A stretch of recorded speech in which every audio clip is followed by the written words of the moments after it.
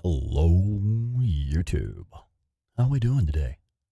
What's going on, everybody? Hello and welcome back to Days Gone. So I guess you're wondering how I got here. Let's do some acrobatics, huh? Just kidding. I was fucking around warming up a little bit before we started. I like to get a little bit of hands-on time to get that muscle memory going before I start playing. At least just, whipping the bike around some tight turns, stuff like that. Just get that muscle memory. Anyway, let's kick this off, man. Who do we have with us? James Guan, Jeremy McGee, and Webster Ross. First ones in the chat. What's up, guys? I got to say, James, Jeremy, it's actually really nice. And Webster, you're there in the top, too, so you're included in this. But really, James and Jeremy, I see you guys right there in the top every single time, all the time. That really means a lot to me, fellas. I actually want you guys to know that it means a lot to see friendly faces popping up in the chat as soon as I start. Thank you. For real. Anyway, who else do we have with us? Melissa S. is here, and Stickman4131. And I am going to mispronounce your name, and I apologize. I'm going to call you Rush so that I do not mispronounce your name. Hi, Rush. Welcome in. Yeah, James. I appreciate it, brother. All right, yeah, so let's play some Days Gone, man. I'm not actually going to let Deacon crash, though it would be funny as shit. We're gonna load that recent save game, which is way down here because I was recording over the weekend, making some content. So I gotta find our current save. There it is. That's the one. Rush is cool. Okay, nice. I now dub thee Rush. Oh, man, I'm on top chat. Hey, folks, if you would, as you're coming in, please make sure to like the video, but also make sure you hit live chat or all messages, whatever it is on your device, to make sure that your chat is not being censored needlessly by YouTube. Because I have moderators that moderate the chat, so I kind of don't need YouTube doing that. Anyway, all right, we have a lot of stuff going on. I think we were actually about ready to do the last 3 story missions that get us headed north again. Because we have, maybe, is it 3? It is 3. Because we have this mission here, What It Takes to Survive. Looks like that's going to be the Ice Wind Lava Cave Horde for O'Brien. And then we have this one here, which is to get the MP3 player for Weaver. And then we also need to get the Water Hemlock for Sarah. Levels are a bit off here. I'm just dialing in my knobs. All right. There we go. That sounds okay. I was super loud. No, I'm not loud enough. There. Let's try that. All right, so 8-Bit Terror is with us. 8-Bit Terror, hello and welcome. How you doing? Getting some work done? All right. I'll allow it. Let's just start at the top and work our way down, huh?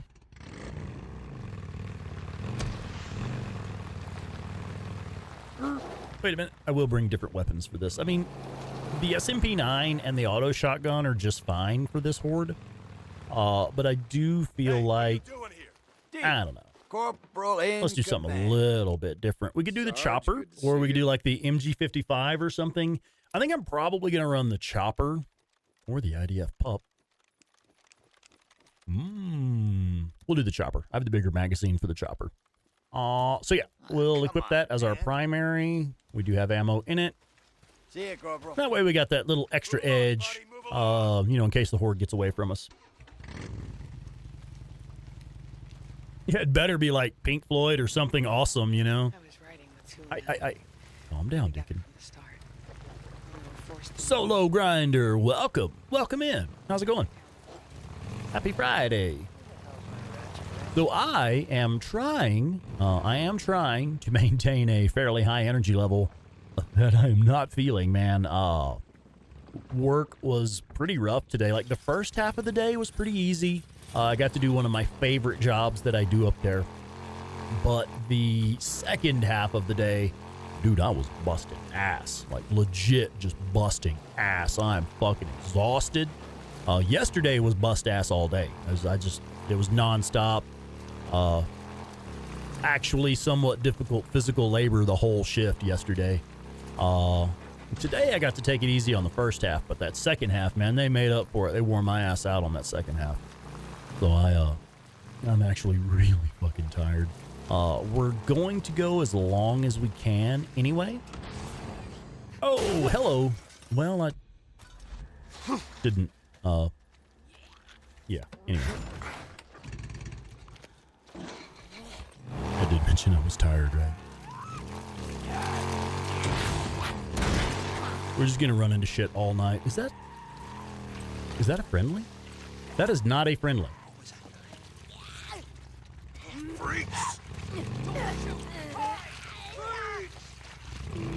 What the fuck? Okay, I'm actually like, what the fuck is going on here?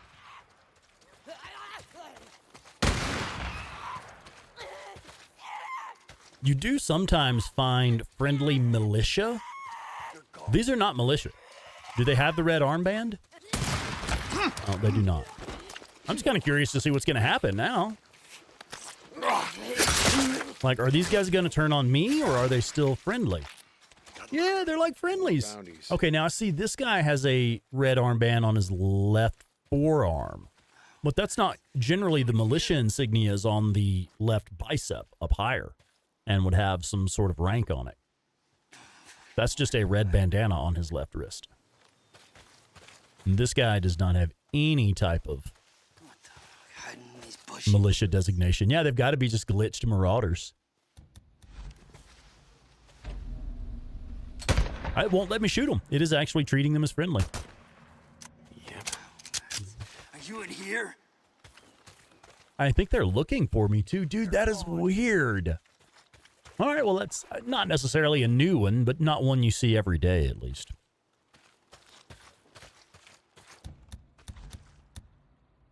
It was worth crashing into that building so we could stop and check this out. All right.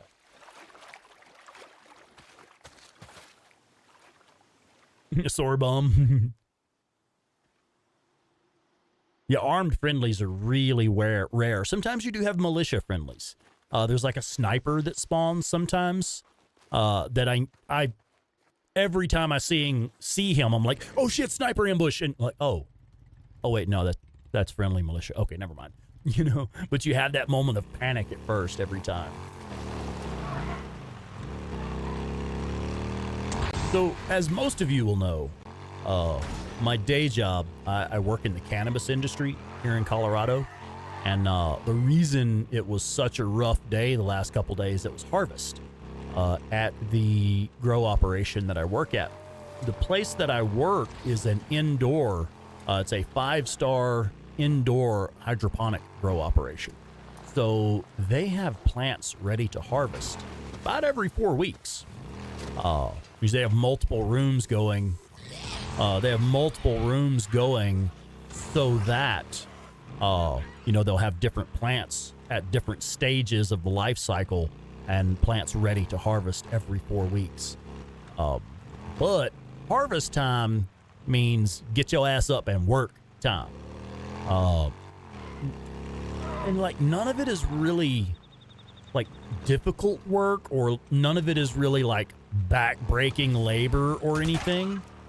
But whatever you're doing, whatever you're moving around, there's hundreds and hundreds of them.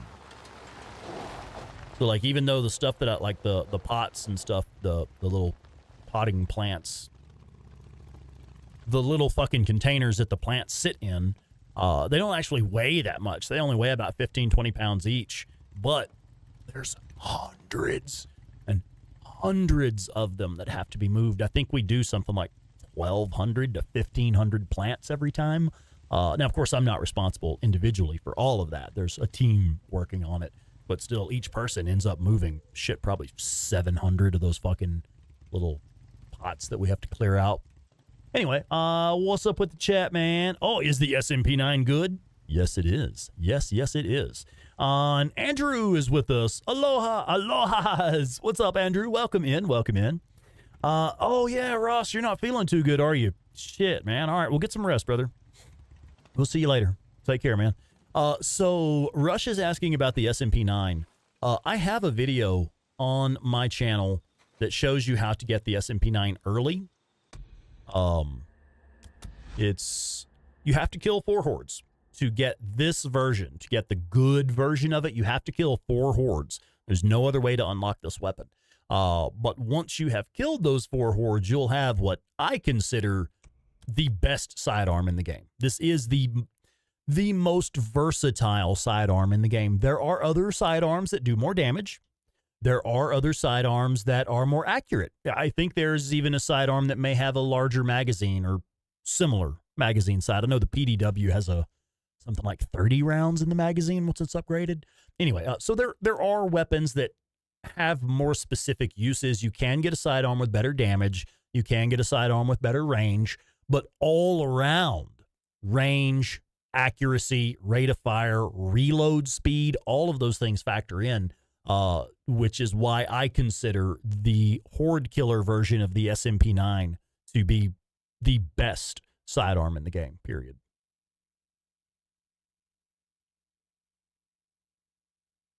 That is also a good question there, Andrew. I see that once you get rid of the hordes, can you, are they respawnable? Yes.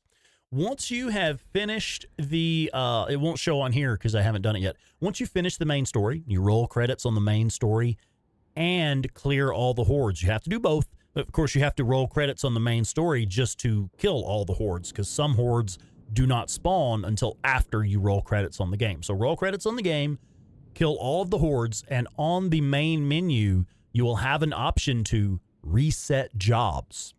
And reset jobs, what that will do is allow you to reset ambush camps, infestation zones, and hordes if you have completed 100% on those storylines. Oh, Dandy Denny is here. Hello, ma'am. Welcome. Welcome in. All right, so yeah, that's the SMP9 and how you can respawn hordes. All right, so let's run in here and take care of this. Now, folks, I'm going to tell you right now, you don't have to leave if you don't want to, but there's pretty hardcore spoilers coming on real soon. There's going to be serious spoilers in this gameplay. There's nothing I can do about it. We're just at a point in the game where there's going to be a lot of spoilers. Tracking bracelet on one of them, so that we could track it and stop it periodically and draw blood samples and check the progress of the virus. Okay, so why do you need me? Well, it's wandered into militia territory. All right. We can't get close to it. Yeah, no fly zone, outpost with RPGs. Exactly. What's this? Once you've tracked it down, I'm gonna need you to do something for me. This pack holds everything you need to do a field biopsy. We need blood and tissue samples. Can you handle that? Yeah, I can figure it out. By the way, nice uniform, Corporal. Suits you. Suck it. Yeah. I do love that there's a little bit of camaraderie between the two of them now. You don't get much of that. Tracking signal is coming from somewhere around Mount Scott. There's a cave. All right. Yeah, it's this lovely mission. Metabolism, we think it might Nero is a coffee shop in the UK. All right. else we'd like you to check. Now, let's see. I see your question there, James. Is there a bad version of it? Yes. There are several crappier versions. The SMP9, I believe there's a version that you can just pick up off of enemies. I don't recall specifically where or when, but I think it can be picked up off of some enemies. Also, you can purchase lower quality versions from like Tucker's camp or Iron Mike's camp. I don't even remember now. There's several camps that sell a version of the SMP9, but only the one that you get from killing hordes is the high tier. It's like a level 4 quality weapon with the max being level 5. Whoa, whoa, whoa, whoa, whoa, whoa, whoa. Okay. God, I suck at this game. I should probably just stop playing.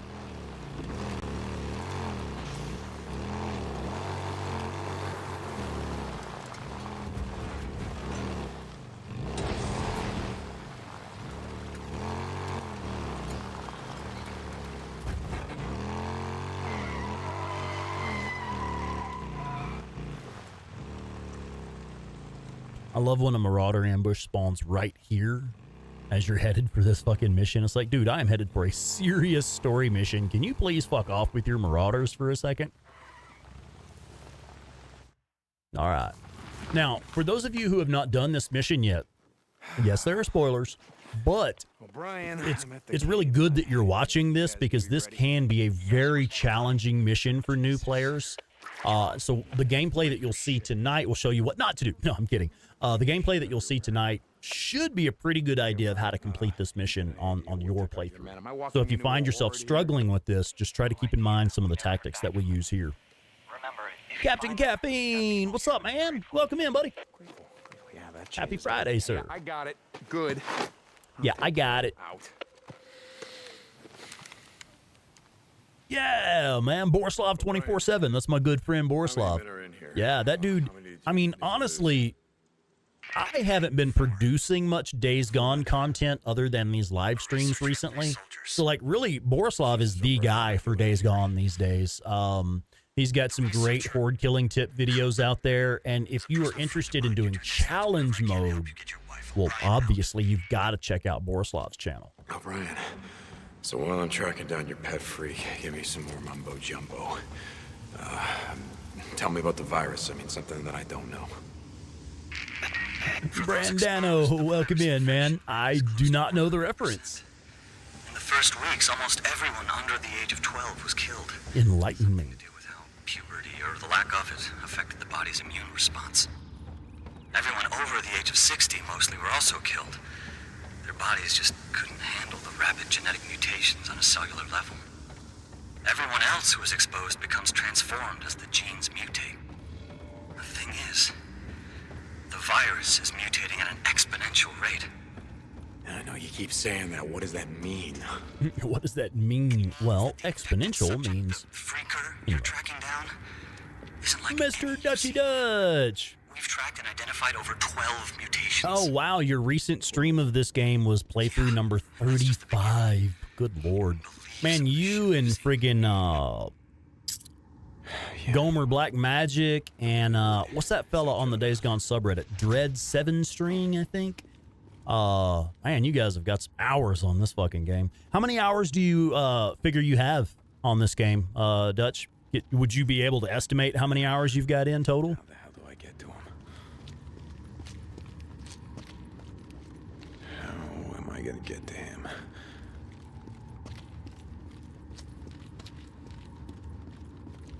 Now, I generally get lost in here at least once, at least for a little while. I don't really bother with the tracking stuff. I don't think I've ever found all of the tracking things in this mission. I usually just get to the point where I find the way down and stop there, and I think I've actually gotten off track. Let's see. I know our viewer, Old Lady Deek Geek, has a really good method for how she finds it every time. Yeah, see, I don't give a shit about this dude. Why is there a fucking mission marker leading me to this dude? Please just take me to the boss battle. Like, seriously. I don't need the mission markers. I just need to get to the end of this.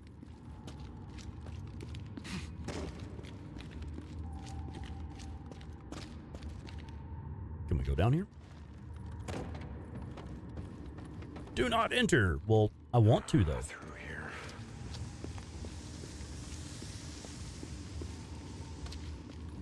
Yeah, we're lost.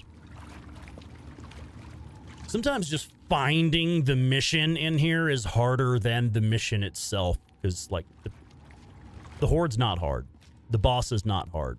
Getting to it is the hard part. Just navigating through this fucking cave. Marius! Welcome in, Marius. How you doing? Oh, Joe Dirt! Man, Claire and I are going to have to watch that, man. We were talking about that the other day. It came up in one of her live streams recently for some reason. All right, now is it this way or this way? I'm actually... Can I select a different mission so that it will get that fucking marker off of my screen? No, of course not. All right, whatever.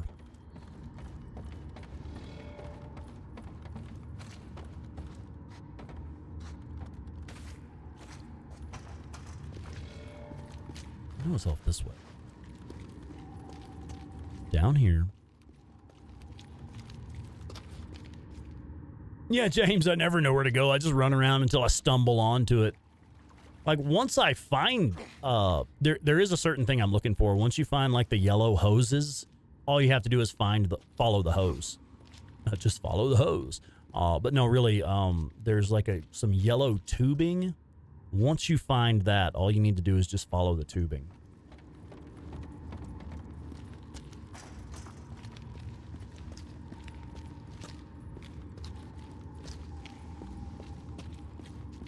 I did tell you this would be an example of what not to do, right?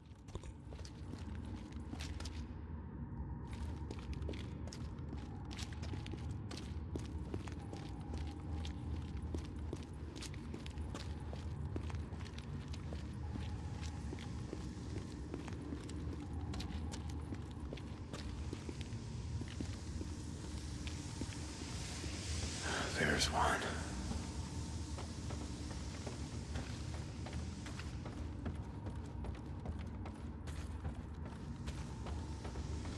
Here it is. Okay. So once you've gotten down here and you find this yellow tubing, this yellow ductwork, all you have to do is follow the ductwork. That's it. Just follow that yellow tubing. And you come up here. Now, I'm going to go ahead and talk y'all through this because, yeah, I always get lost in here. This is how this goes down. When you come over here and activate this Nero researcher's corpse here, it's going to trigger a thing where you'll have a boss spawn in. The boss is super easy. You kill him with melee, but then you will have waves, 2 different waves of a horde coming in. One wave will come in right here, where you first stepped up this ledge here. When you follow the yellow tubing and come up this ledge, they will come up right here as well. And then the second wave comes right here where this flare is. They come off of this ledge right here. Now, it's not possible to set mines and stuff. I really wish it were possible to set mines in this bit, but you cannot. However, there are a lot of pickup items here. There's grenades, there's fucking like stuff for making pipe bombs, there's ammo, there's all kinds of stuff over here. There's even a bear trap. Can you catch the Reacher in that?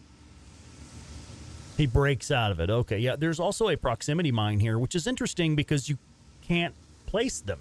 You may have a moment to place them once the actual encounter starts, but you can't place them until then. So what you do is you find where this researcher is, right? Here's the researcher's corpse and the red flare beside him. And there's also a generator here with a light array on it. So this is your central column. You just go around the central column here. This is how I keep my bearings in this bit. I remember that you have this central column that the researcher is leaned up against. Okay, that's your landmark right there. That's how you know where you're at. And then you have the 2 spots where the waves of the hordes come in.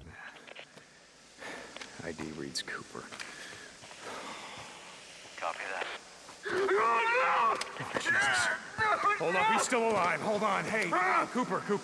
Hey. Right here. We're gonna get you out of here, right, pal? Cooper, come in! Sorry, shoot. Where's up? He's down. Come on. Oh, Jesus. What's going on, Deacon? Cooper! His legs are broken. Hold on, stay with him. I'm sending in another team. No. My shit's compromised. I'm not gonna make it. Hey. Let me talk to Jen. Get Jen in here now! Cooper, what the hell did this to you? What happened? I moved so fast. Didn't see it coming. You told me that a freak did all of this. Reacher. Cooper, are you there? Jen? When they first said Reacher, I imagined an enemy with tentacles that would like reach out at you or whatever, but We're gonna get you out of here. that's not the case. Jen.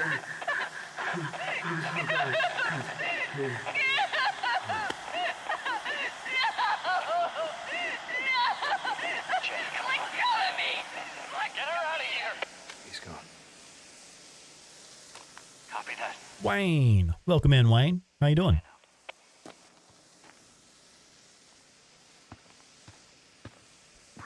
Let's see. There was one comment I wanted to say something about. Shit, I must have already missed it. Anyway. Yeah, so this enemy is not at all difficult. Just melee, especially if you have a good melee weapon like the superior metal axe that's available here, and if you have Dealing with here, O'Brien. the upgraded skills, you just fucking lay into him with the max, with the axe. Like if you have your melee skills maxed, get him cornered here and just fucking beat the shit out of him with the axe.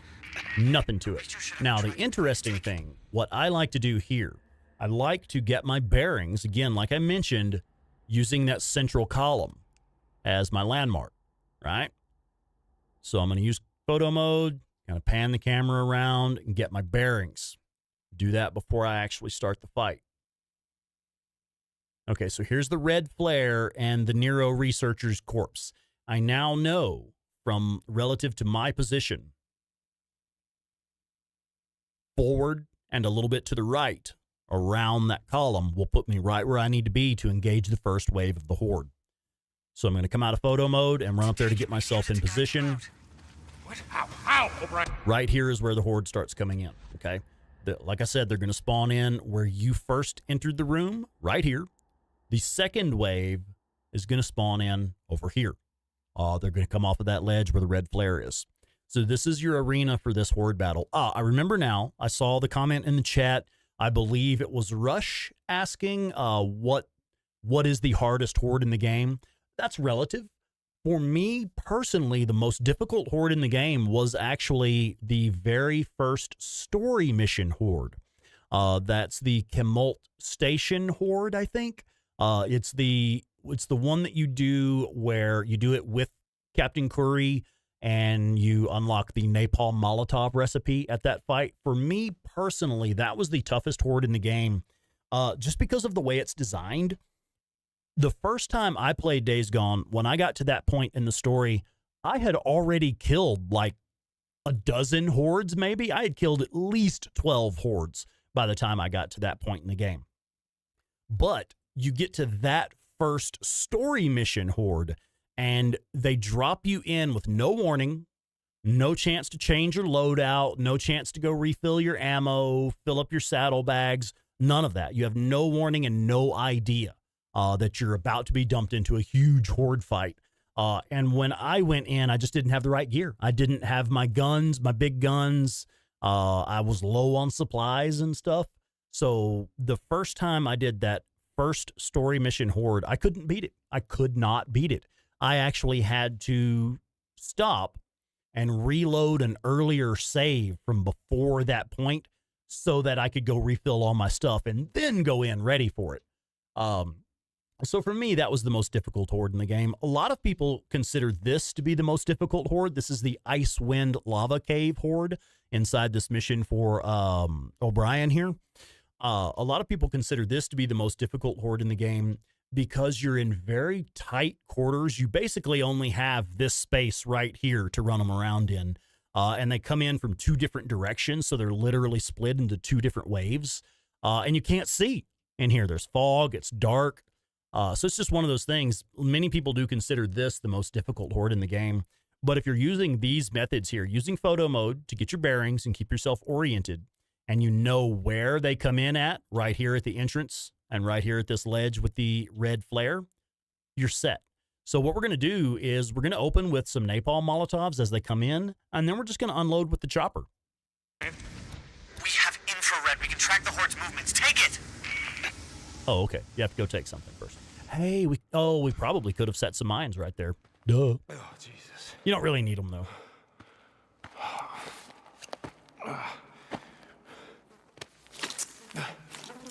Oh. I hope this was worth it, O'Brien. O'Brien, I got your samples. Hey, John! Get out of there! What? Get out of there now! There's a horde coming! Yeah, we know. Treating me. All right. Shit, they're getting close. Yeah, I know. Gotta count on it. Yeah, it's time to finish these guys. All right, so the first wave spawns in right here. There they are, right on cue. Let's put a napalm Molotov on them. How about another one just for fun? Anyone who comes over this ledge gets it in the face with the chopper. All right, here's the next wave. Still got one or two coming up that way. All right, and now for the next wave. Right up there.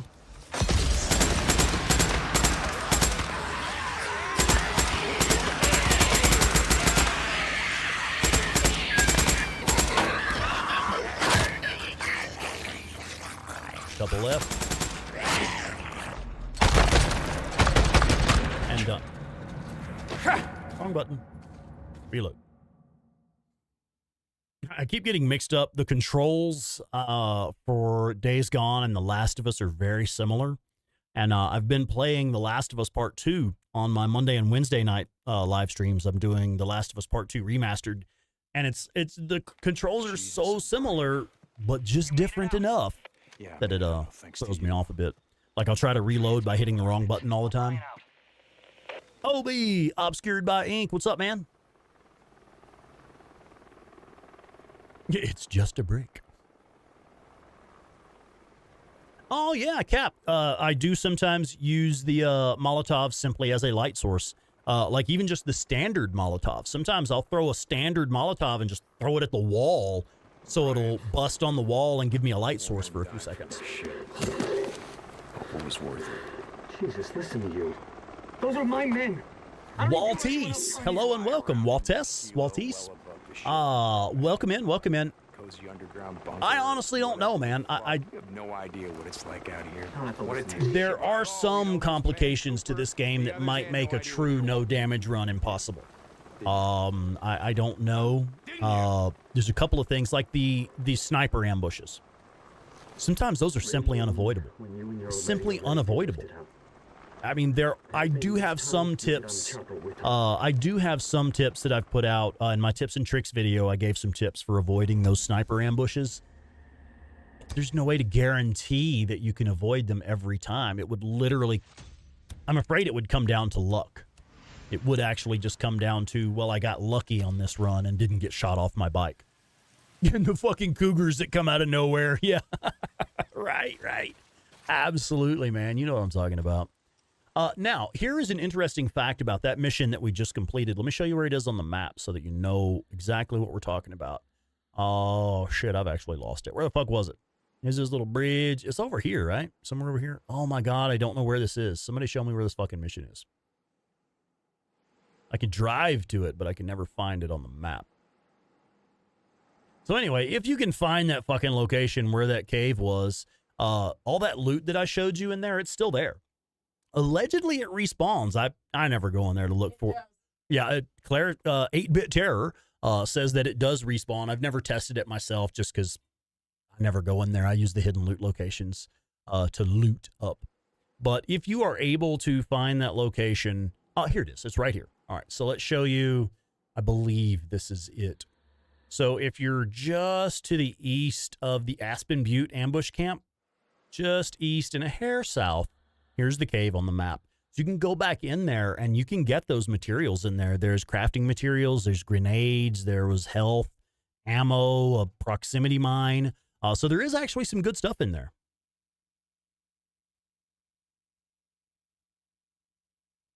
That is true, Stickman. Now that kind of stuff doesn't count for a no damage run. Stuff that's like part of the story. That's like, you know, it's kind of understood that's going to happen. So a lot of the no damage players, they'll allow stuff like that because it's literally unavoidable. But yeah, I don't know, man. The sniper ambushes and sometimes the cougars and the freakers that jump and knock you off of the bike. Runners, when they come up on you and pull you off of the bike chase missions where you're just chasing someone who's shooting back at you. Sometimes you take damage on those and there's no way to avoid it. So I don't know, man. Yeah, Cap, I get lost in there. I don't care, man. I just get lost in there. It's like there are definite places that I can go to get loot and hidden loot locations for pickup items. I don't want to spend 20 minutes wandering around in there trying to find the way again. All right, let's go ahead and head down to the next mission. We have another story mission available, just right down the road a piece.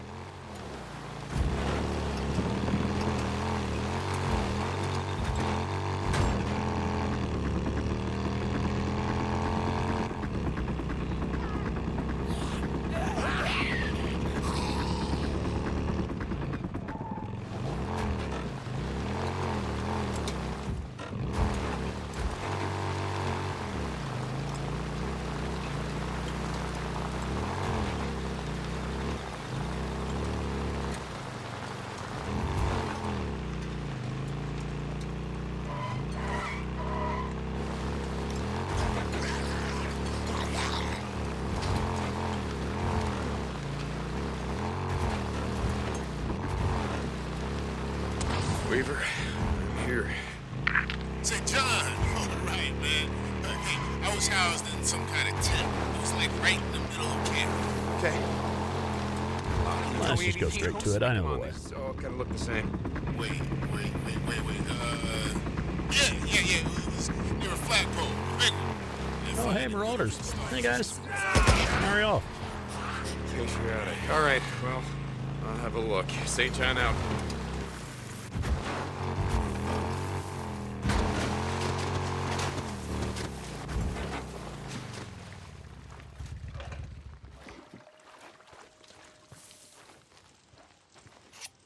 And here's some more. More hemlock, more hemlock. Need more hemlock.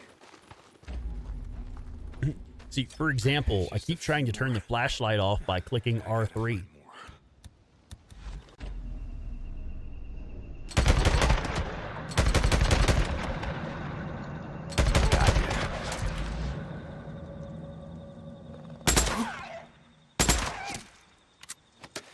Okay, here we go.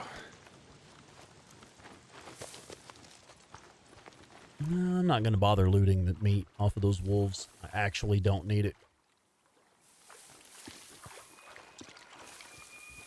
I believe we're level 3 at every camp I give a shit about.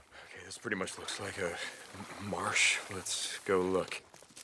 That should do it. All right, we got the water hemlock. Now, I have seen quite a few people on the Days Gone subreddit have difficulty collecting the water hemlock because they'll go to collect it, and for whatever reason, it tells them that they can't pick any up. And I don't know what causes that glitch or how to fix it. That's one that I've never really found a definite fix for. It happens fairly often.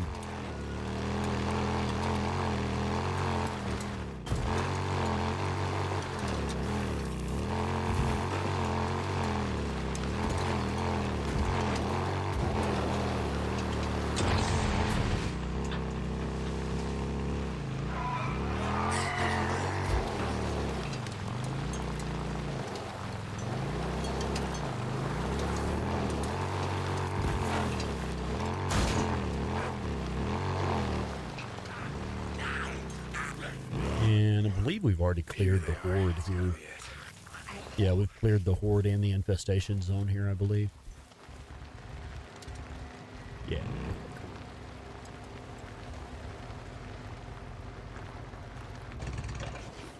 All right. And if I recall correctly, it's right here and under the flag. Or, let's see, yeah, There's the flag. this tent here with the flag. Still flying. And it should be right here, right there, beside that cot. Here it is. There we go. There's Weaver's MP3 player. Weaver.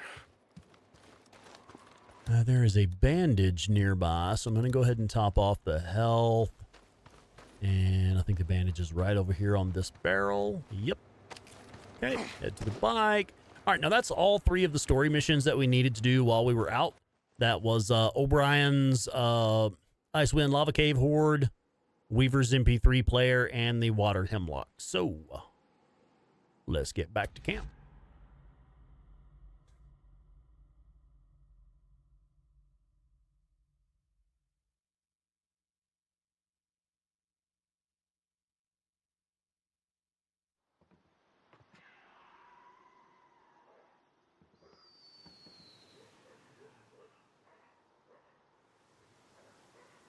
Mr. Johnson, 487, welcome in. Howdy.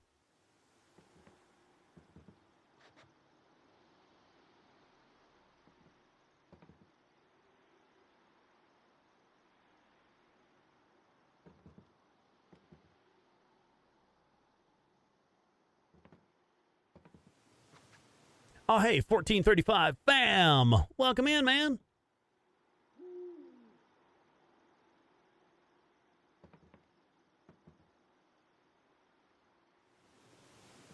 Yeah, if you have not cleared that horde, finding the MP3 player is a bit more interesting, yeah.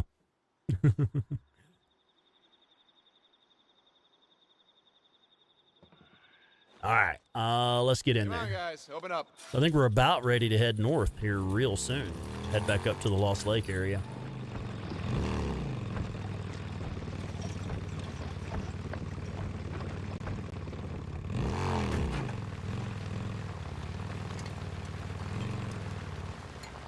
All right, let's go ahead and I want to swap back to the auto Sarge. shotgun. That is my life. favorite. My favorite primary. No, huh? And I get the best we should shit probably on do some Wizard Island. ammo, maybe. Let's just hit the saddlebag real quick. I'll see you around, yeah? 16 rounds for the sidearm. Okay, I'll pay $400 bucks for that. Sarge, good to see you. What is this? Oh, that's right. I didn't want the magazine upgrade for the BFG on this playthrough. Come on, dude, gotta be something. Actually, no. Hey, Corporal St. John, I'll catch you later. Hey, Deke. Corporal. Sarge. Oh, Doug, hey, welcome in, man. Yeah, we just did the Icewind Lava Cave horde a minute ago. See you, Corporal St. John.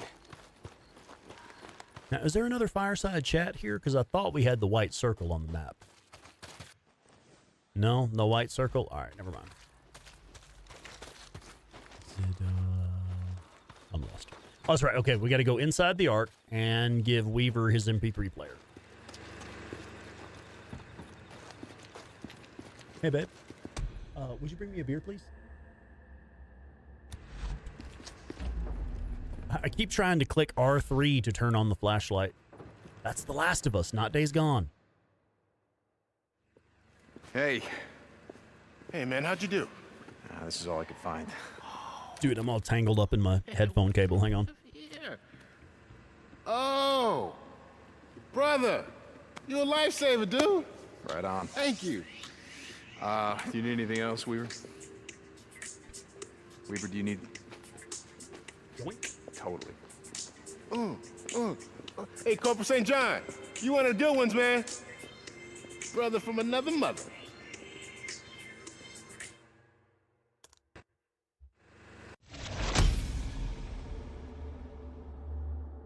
There. Now I'm not all tied up anymore. All right. Oh, yeah, look at that. Look at the... Oh, that's lovely. Thank you, babe. Mike Dougal, happy Friday and cheers. What's up, man? Yeah, this is definitely one of my favorite games. Certainly, I'd have to say one of the most influential games in my life. Now, myself, personally, my favorite game of all time... I'm sorry, it's just cracked me up, man. I've got like 6 skill points here that I haven't spent because what would I spend them on? I have every skill that I need. Anyway,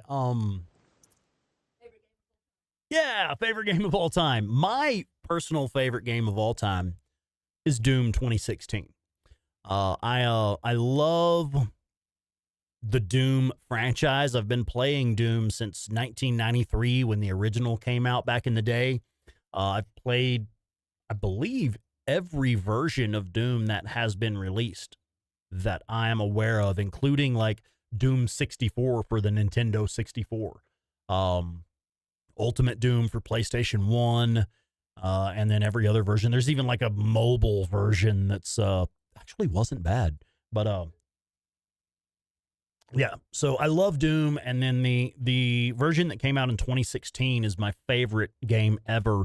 It's just the ultimate video game. It is the ultimate game. Yeah, Jeremy gets it. Punch it.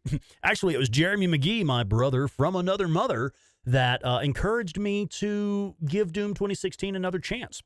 Because that's one of those games that is just so damned intense that the first few times I tried to play it, I actually didn't care for it. I was like, man, this is just, it's a little over the top, okay?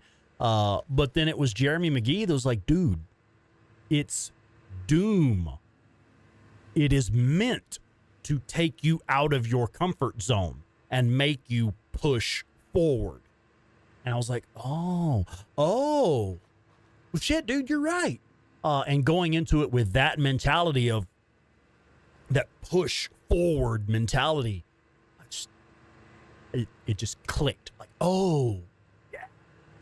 So, I mean, I literally played that game. My family, I used to game at the time. I would game in the living room on our big TV in there, and my setup was right there in the living room. And my family, my ex-girlfriend and her kiddo and my daughter were finally just like, dude, would you please fucking play something else? Please. We're just sick of looking at this game. Would you please play something else? And that was around the time I started playing Days Gone.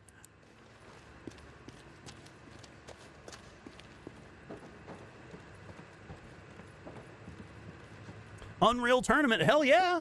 I was also a big nerd for Unreal back in the day, yeah. Well, would you like to taste it? Go right ahead. Thank you, Corporal. I skipped part of that cutscene. I hope you were careful. This is very toxic. Yeah, sure thing, ma'am.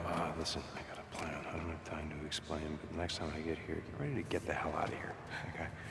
Corporal. I didn't thank you this time. Jer Bear, no shit. Are you coming? Fuck yeah. Oh, dude. Right on. Right on. I've actually, I kind of been feeling a ride back to Texas coming soon. I'm missing my brother, man. Yeah, man, if y'all can make it, that's fucking awesome. Hell yeah. All right, so let me go ahead and throw this in the chat. We'll put out a couple of announcements here. We are doing an in real life get together. What Jeremy McGee is talking about in the chat there is Days Gone Com. What initially started really as a Days Gone fan inspired meetup. Our channels have kind of grown beyond Days Gone. Like, we've grown more than just Days Gone. But Days Gone is where it started, man. That's always where it's going to be at for us. So you don't necessarily have to be a fan of Days Gone, but if you consider yourself a member of this community and you'd like to come hang out with us, get your ass to Denver, Colorado in April. April 26th, 27th, and 28th. That's Friday, Saturday, and Sunday, the last weekend of April. It coincides with the anniversary of Days Gone's release, the 4-year anniversary of Days Gone. I can't believe it's been that long already. But we are doing an in real life get together. It's real easy to let us know if you're coming. If you would, just PayPal $15 per person. Tickets are $15 per person. PayPal $15 to daysgonepod@gmail.com. That's daysgonepod@gmail.com. And that's really just to let us know you're actually coming, and we'll make sure to have a spot on the roster for you. What we're going to do, we've booked a suite, a nice hotel suite up there near the Denver International Airport. So if folks are coming in by plane, you'll be able to get to a hotel pretty easily nearby. Of course, you don't have to book at the same place we're booking at, of course. It is more convenient that way, but you don't have to. If you can find a better deal somewhere, go for it, man. But the hotel we're at is a really nice place, really safe place. It's relatively inexpensive for a nice hotel. But the thing is, we've got a suite there. So we'll have like a living room area and our own little bedroom area. So the living room area will be where we can entertain and have guests. We can actually sit and hang out. We're going to bring our PlayStation. So, I mean, you can literally play Days Gone on SpawnicusRex's PlayStation. All right. I mean, if that don't get you there, nothing will, right? You can play Days Gone on SpawnicusRex's PlayStation 5. Come on, man. Yeah. Anyway. Yeah, James, I know it's tough for you, man. Because you had a trip to Colorado recently, right?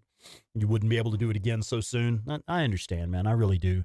Oh, hey, Nylon Girl. Welcome in, Nylon Girl. Hello and welcome. Oh, you won't be bringing any guns to show off? Well, okay. It's all right. Give me a Neuro chopper and I'll be there. I'm only a third of the world away. I hear you. But I mean, on that note, if you can't make it, you can't make it. I get it. No pressure. But Denver does have a nice international airport. So if you are able to travel to come see us, we've got a nice international airport right there by the hotel. All right, so I think we do have, keep clicking R3 to turn that flashlight off. I believe we do have one of the speech missions left? No? Because if we come up here, it's going to start that main story mission. Let's proceed. All right, let's do it. Stickman's coming. All right. Yeah, bring your own controller. My hands get a little grubby. Last night, a new group of recruits joined our ranks and have already been sworn in. They have traveled far, from the east, west, south, and north. Just to let people know, my watch gave me a loud noise hearing warning during last year's Days Gone Conf. They bring word of more camps. Oh, that's a good idea. 1435 fam. Yeah. Camps filled with degenerates, thieves, drug addicts, and murderers. We may do something like that. We are threatened. Now, there may be more pictures and videos, Jer Bear. Yeah, could be. Last year, we recorded a podcast episode. It was basically just Days Gone fans sitting around talking Days Gone. We did have some topics in mind. The episode has been recorded, but it hasn't been edited or produced yet. No, I know, babe. Girl has so many projects going right now. And Days Gone podcast is not necessarily over with. The podcast isn't necessarily over with, but it's back burner stuff for us right now. We have a lot of other really big projects going. And really, dude, she's interviewed Eric Jensen, the open world lead designer, Jeff Ross, the game director, John Garvin, the writer of the game, and she's interviewed fucking Sam Whitwer, Deacon St. John himself. There are a lot of other people that we would love to talk to. In fact, anyone that worked for Ben's studio and helped with Days Gone, anyone that was at all involved in the production of Days Gone, hit us up, man. We'd love to talk to you guys. So Days Gone podcast isn't necessarily over, but it is definitely back burner for now. But yeah, we may do something while we're there. The only problem with that, Jer Bear, is I don't know if other folks consent to being on camera, so we have to consider that as well. If other people, like sometimes folks don't want to be on mic, even. They don't even want to be on the mic, have their voice on the mic, and some people don't want to be on camera, so we'll keep that in mind. But yeah, you are a bit of a muse, my brother. You are a bit of a muse. No bullshit. If you had boobies, you could be one of the muses. I assume the Greek muses were all female. I don't. Yeah. Center of Crater Lake, Wizard Island, the militia camp. Disable the RPGs? Oh, shit, not yet. I'll get right on that. Radio me when you're ready. O'Brien out. Yeah, we're ready. Gotta get to the RPGs. Lucha Libre wrestling mask. Maybe. Towers. Short round 007. Corporal Deacon St. John. Yeah, man. All right. So let's do something with those skill points. It's kind of bothering me now that I have like half a dozen unspent skill points. I don't use the crossbow. I never get that one. I don't want to see enemies through walls, so I don't want to get that one. You regain some stamina when taking damage. All right, sure, why not? What is this one? I want to know what this means. Second wind gives an extra burst of adrenaline when low on health. What the fuck is adrenaline? There's nothing in Days Gone called adrenaline. What is that? What? What does it actually do? Does anyone know? Like, I don't know. I buy the skill, but I still don't know what it actually does.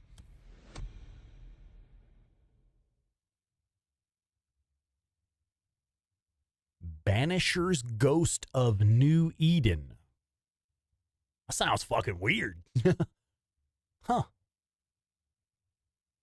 Okay, so what it says is, when your health is low, your last bit of adrenaline is activated, allowing you to keep fighting before death. Nomad, that seems to be the consensus, but I've just had a thought, and welcome in, bud, by the way. I've had a thought. You know how sometimes your health bar is red? Like completely red, like you have 1 health point left, and you can still take 1 hit before you go down? Like you can take a hit, and then the next hit is what kills you? Is that from this skill, maybe? I know in challenge mode, that's just how it works. That's one of Borislav 24/7's. Yeah, that's one of Borislav 24/7's tips. In challenge mode, you can. I honestly don't know. I've never tested it. Like, never really tested it.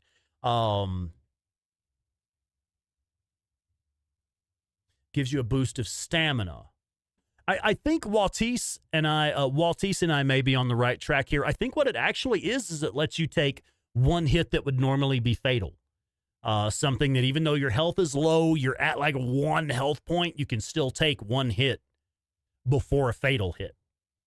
So health is like 0, but you still have a chance. You can take 1 more hit, and then a second hit would be fatal.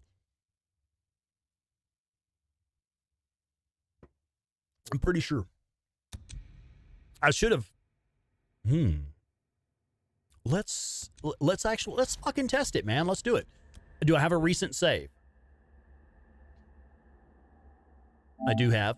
I have one back here from just right before I started talking. So what I want to do, I want to test this. Let's actually use this opportunity to test it out. We're going to reload a save here where I have not purchased that skill yet. And we're going to go out and fight some freaks and just get hit a few times and see what happens. Then we'll purchase the skill and get hit a few more times and see what happens. Right? I mean, that's how you test stuff. So let's try it. That's the James Guan, clarify this for me. Is that the scientific method?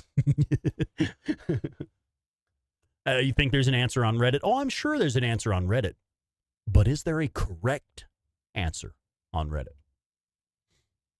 Because I've seen a lot of guesses for shit in Days Gone, and I'll tell you right now, a lot of them have been wrong. Gotta get to the RPGs. Okay, we gotta get... Oh, I may not be able to leave camp right now. It's gotta be the Yeah, I didn't think about that. We're right in the middle of a main story mission. I may not be able to leave camp. Yeah, we're not even going to be able to leave camp. We can try. Corporal St. John, good to see you, Summon man. the bike in. Hey, Sarge. Nope, it will not let me get on the bike. Shit. Monkey pecker. Well, we'll test it some other time, maybe? Yeah, whatever. Let's go ahead and wrap up the story mission. Corporal. Let's get moving with the story. I am actually really tired today. It's been a rough fucking day at work. Yesterday and today were very, very strenuous days. Very strenuous days at my day job. I may not be able to go for the full 3 hours tonight. We need to at least get back to Lost Lake. Come on, you son of a bitch. Right. That'll do it. I gotta get to Sarah. Sarah, Lieutenant Whitaker. Yeah, I think it's more hits. Like you can take 1 more hit before you die. Ooh, you got some banana bread at work. I love banana bread.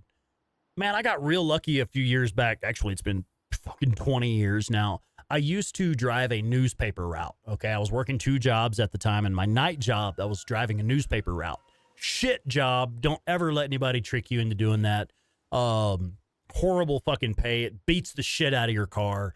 And you're up all night, which isn't necessarily the bad part. But anyway, hated the job. But one of the cool things that did happen is sometimes your customers would, like at Christmas, they would give you gifts. You see some places they have like the little box there for their newspaper right below their mailbox. So you go to put their newspaper in the little box, and there's like a check in there or like a little package with a bow on it for you. And one of the best things I ever got was some fresh baked banana bread.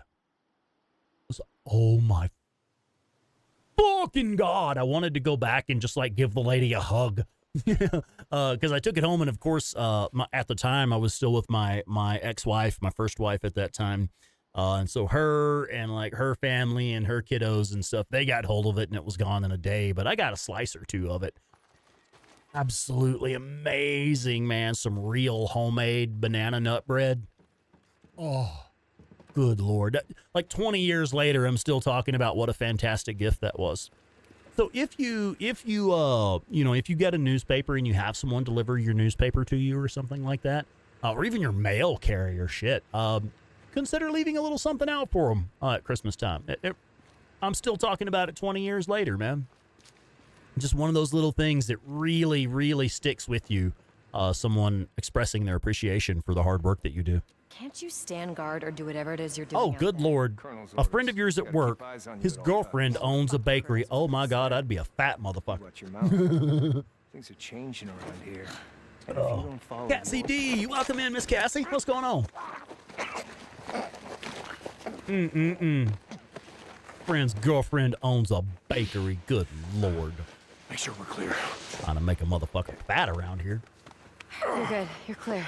Okay. That's the plan. What's up with the frame rate? Y'all see how bad the frame rate is? How are we gonna get out of here? There are guards everywhere. Do you trust me? This shit was all juddery. I'm rewatching the stream here. It looks pretty smooth in the stream, actually. We got one shot at this. But on my display here, it was real blurry while they were moving around. Look, I don't have time to explain. You got everything? We're not coming back. Yeah, I'm ready. Let's go. Marius, that is a legit question, man. I never claimed to be an expert.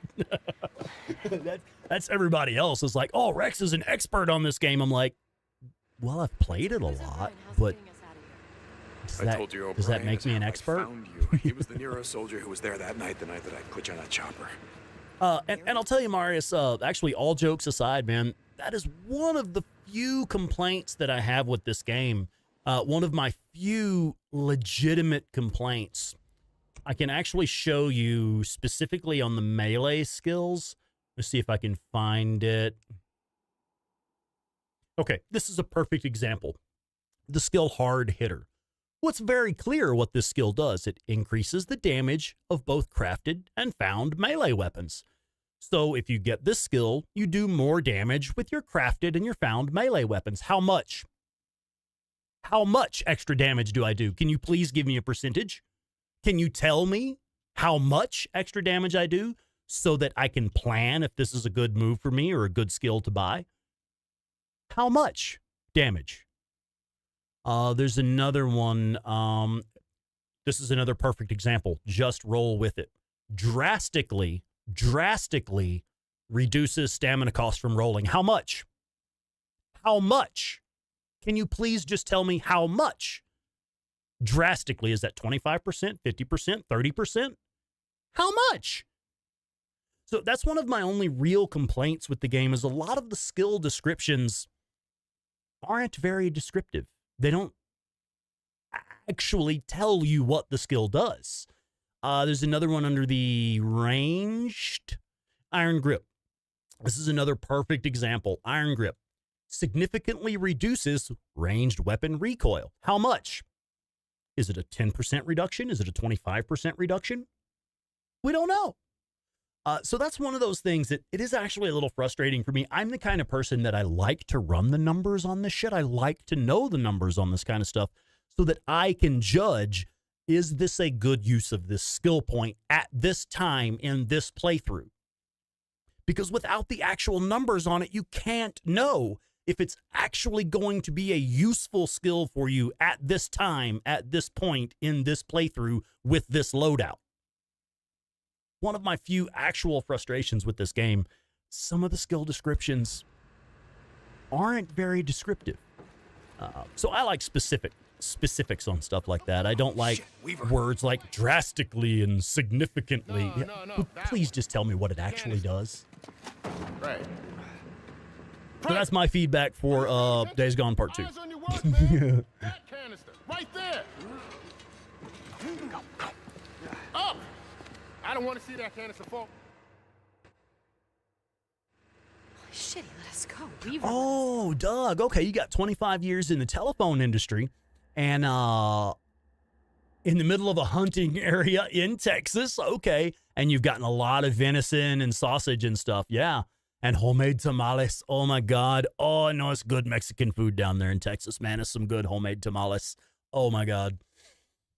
Shit, you're making me hungry for Mexican food, man. And we just had dinner just a little while ago. Claire made some fucking pork chops tonight. Hey, come on. Let's go around the... Okay. I seem a bit bitchy today, huh? Nah, it's just Yeah, look, that is one of my it's a pet long story. I'll peeves tell in you all any about it game, once we really. Games where the skill descriptor only tells you like significantly or drastically. Doesn't actually tell you if it's going to be a useful skill Yeah, I'm at pretty that sure they do. time Look, in you that ask O'Brien when you see playthrough him. with that loadout. I like specifics, man. Hold on. I'll distract him. Be careful.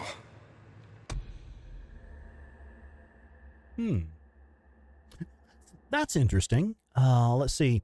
Sometimes if you swing your weapon right after an NPC swings their weapon, seems to give you chances of like a crit kill even higher. Interesting. I've never tested it.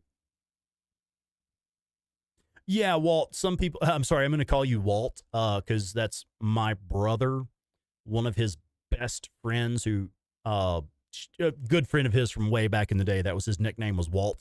So every time I see the name Waltess, I hey, Walt, what's up, man? But yeah, I imagine you could look in the game files on PC, possibly to see what the actual increases are. And I'd be really curious to know, honestly. You talk back to an officer. Do you know the penalty for disobeying? Miranda Saturn, hello, welcome in. Oh, I see what. Nice job. I was looking at that like, why has Nightbot said Rex has restarted 2 times? I've only restarted like once, and that was to test some. Oh, it's Rex rant. Rex has ranted 2 times. Another guard. I'll see if I can get them to move.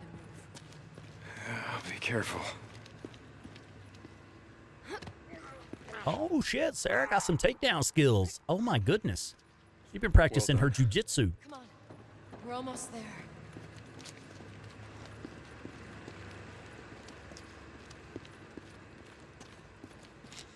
I can't wait to see Boozer again.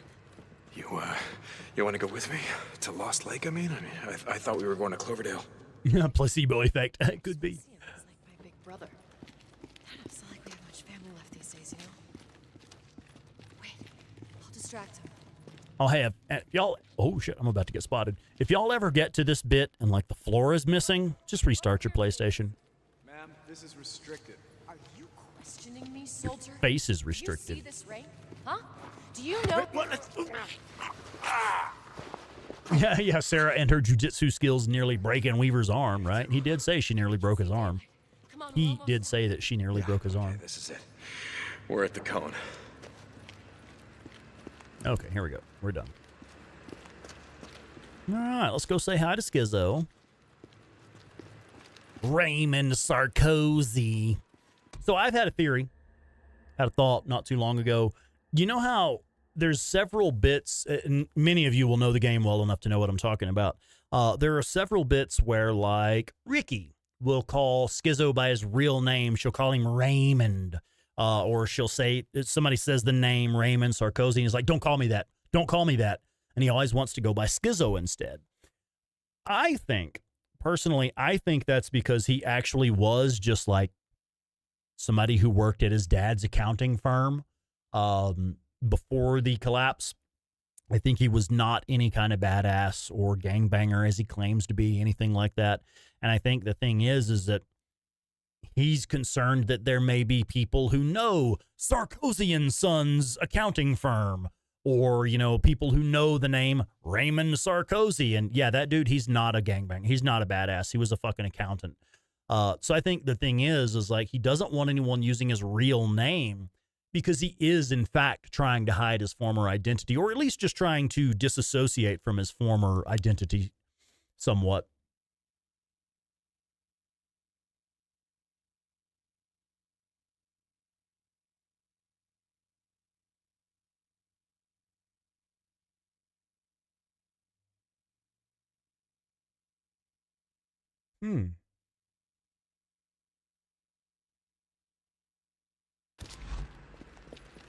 Yeah, that's the right way to handle most glitches in Days Gone, is just restart your PlayStation or PC. If you're on PC, just close down the game, restart it, and fire it back up. We just need to... Gentlemen, this is the top of the cone where you can see we get an amazing view here. Oh, Lieutenant, I've just been giving this group of new recruits a tour of the island. We're just about to go down into the Ark. You should join us. Gentlemen, Colonel... this is Lieutenant Whitaker. She heads up part of the research team that's exploring ways to use poison to defeat our enemies. Traitor! Wait! Wait, stay back!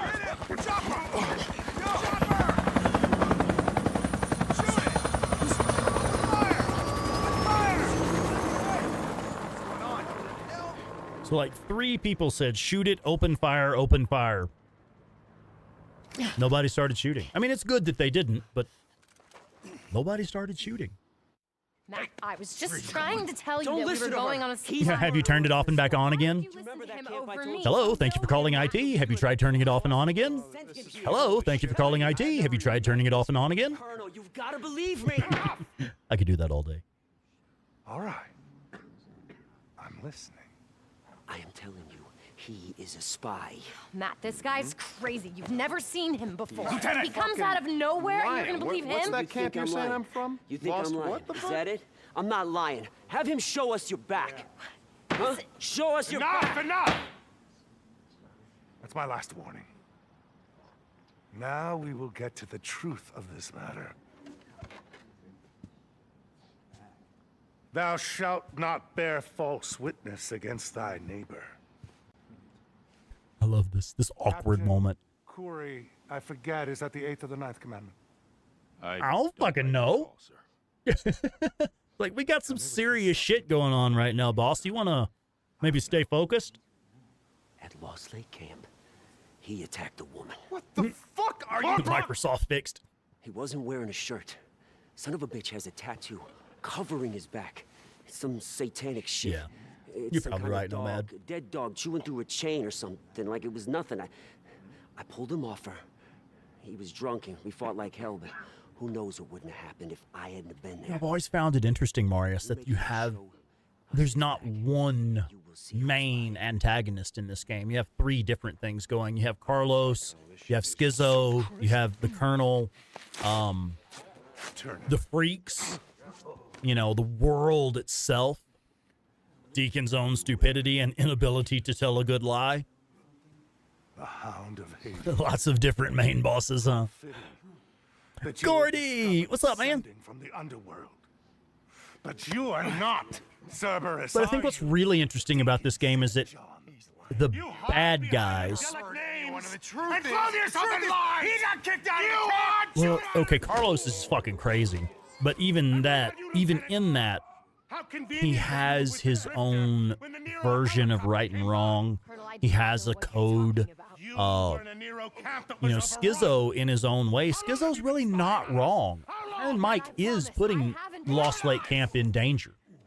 Yeah, Iron Mike is putting Lost Lake Camp in danger by not taking the Ripper threat seriously. Iron Mike does not take the Ripper threat seriously, and that makes the Lost Lake Camp vulnerable to them. So Schizo's really not 100% wrong. He's got a point. Now, he's going about it the wrong way, because the way that Schizo wanted to take over the camp was to kill Iron Mike, go behind his back, stab him in the back, get him out of the way. To the lieutenant. So obviously that's like the shitty, untrustworthy way of doing things. But he's not 100% wrong. And even the Colonel here, batshit fucking crazy, total goofball wacko. He's not wrong about the importance of reestablishing order. He's not wrong about the importance of... Look at these books behind him right now. Look at these stacks of books. He's not wrong about the need to preserve this knowledge. He's not wrong about the need to have secure camps with well-armed, well-trained people who are in control of the situation. He's not wrong about a lot of what he's doing. Obviously, he's an asshole about how he does it. He just smacked the shit out of Sarah for no good reason, you know? But my point is, even though they're your villains, they're not 100% wrong. They have the right idea in some ways. Tomorrow at 0700, he will stand. It's just interesting to consider. And he will hang. the different perspectives, you know. Lieutenant, enough of this. Yeah, Marius, you're right. He's the Rippers are definitely a threat to everyone. They're a threat to Iron Butte Camp. They're a threat to Lost Lake.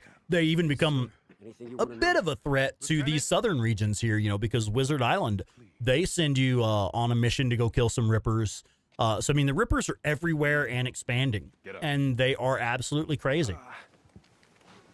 But even so, they're just trying to find a way to make sense of a crazy world. It's not necessarily crazy trying to make sense of a crazy world, you know? You put yourself in this type of environment and think about some of the decisions you might have to make. If you kill someone to take food for your children, well, that person sees you as a villain, but your children see you as a provider. It's different perspectives. That's what makes this game interesting to me. That's really what makes this game a hidden gem to me, is the way they capture so many different perspectives in the story. None of them are 100% wrong. Now, Carlos is 100% crazy, but he's not 100% wrong, man. He's just trying to make sense of a crazy world. A dead dog chewing through its chains? Not something you see every day. And yet you deal with Carlos very early, because I think really he's the more obvious threat. Carlos is your obvious threat that, well, clearly we need to take this guy out because Lost Lake Camp is in danger. But the other villains in the game are more insidious. For example, the Colonel. You know, you see the Colonel is a good guy at first. He's like in charge of a good guy camp. But as you find out a little more about him, well, he's got some pretty crazy ideas. But he's not 100% wrong, man. Building the Ark, preserving knowledge, preserving books, preserving seeds. Any man who goes through God knows what. These things are important. Does not deserve to die at the end of a rope.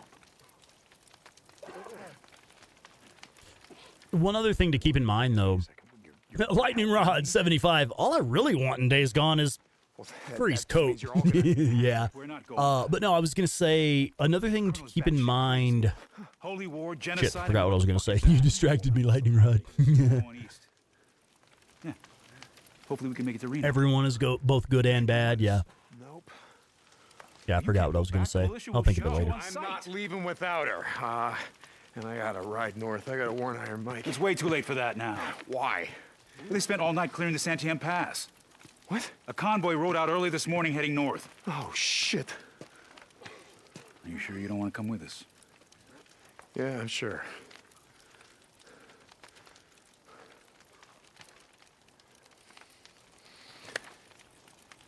Good luck to you, Deacon St. John.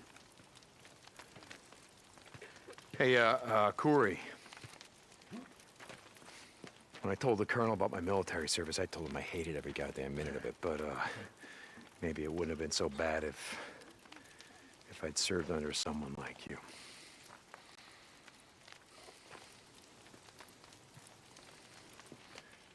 You know, maybe it's not too late.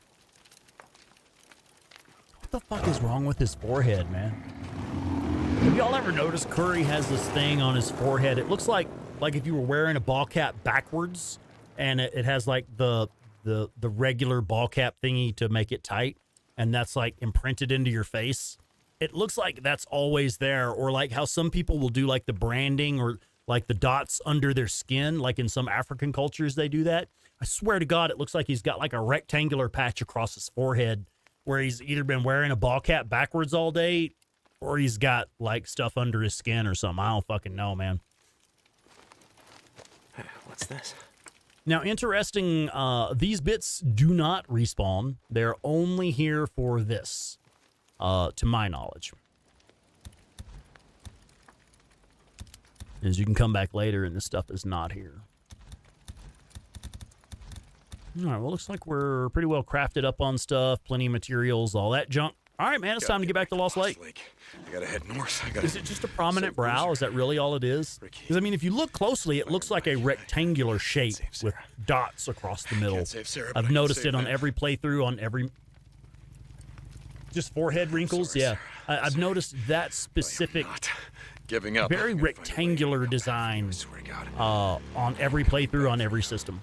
I gotta head north. Take the Sandium Highway. I'm gonna try to focus. It's clear now. That beer's making me a little fuzzy after being so damn sleepy, or after working so damned hard today. Quite on top of my game right now.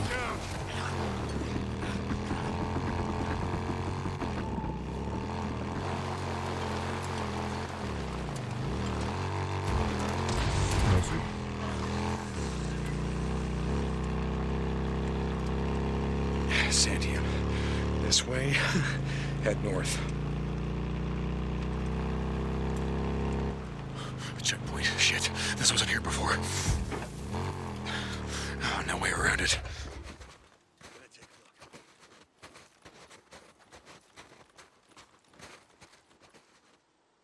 Something's moving.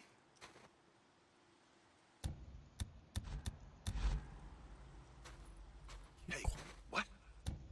Fuck it, we'll just take him out.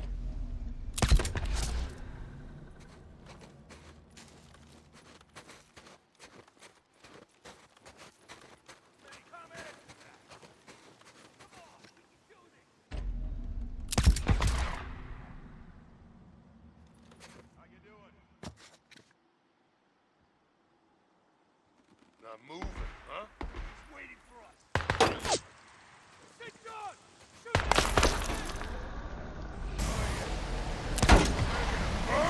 Enjoy the fireworks, asshole. There we go.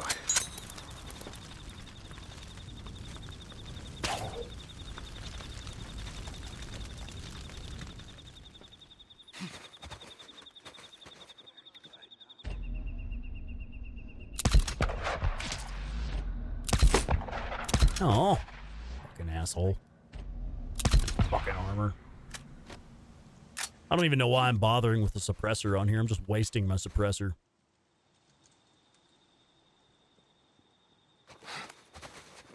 Gotcha. Hi, ready to go. This is traitor, kill him! It's your mom.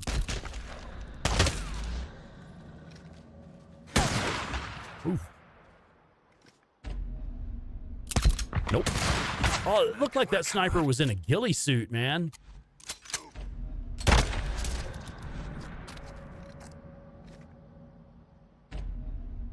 Hey, that door just saved your life, sir.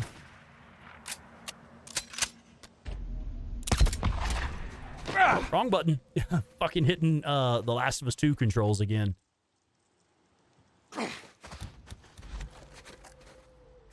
There.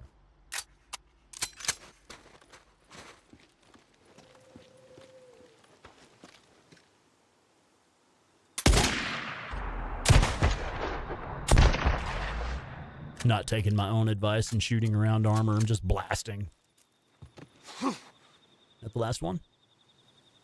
Think that's the last one.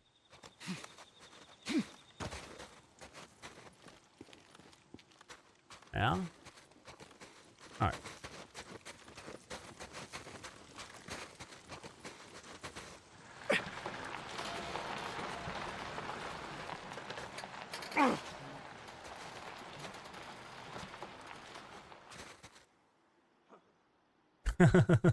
Lightning rod. Curry's just embracing his inner Klingon. Yeah, all right, I buy that. Yeah, sure. Ah, there was another one. I just heard a voice. There he is.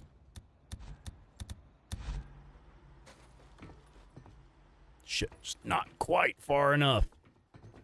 We can't get to elevation on the top of this truck, really? Come on, man. Let me get up on the truck. Ah, there we go. Can we get up on the roof? No? All right. Oh, now the fucker moved. Whatever. Hey, Moving. you. You won't stop moving, yeah?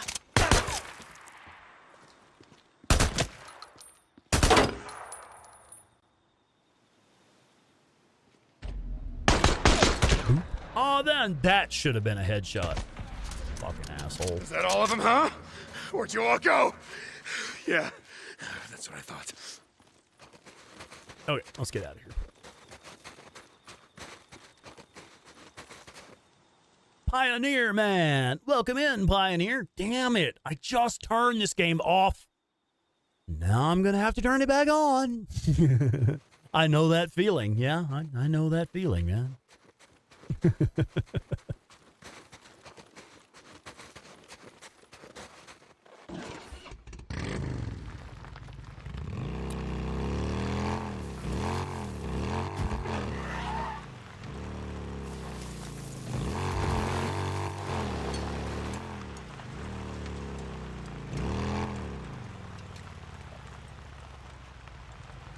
Hang on, Boozer. I'm coming.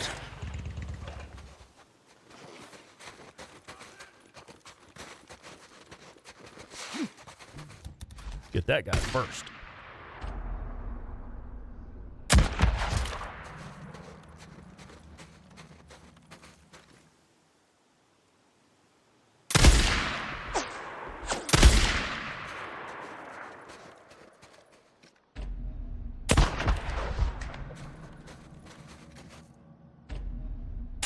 Ah, fucking obstacles in the way.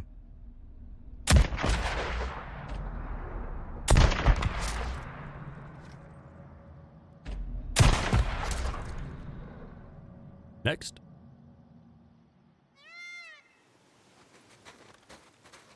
There should be a flamethrower asshole down there. There he is. Enemy now! You enjoy the fireworks, asshole. Anybody else? Because we're kind of low on ammo now.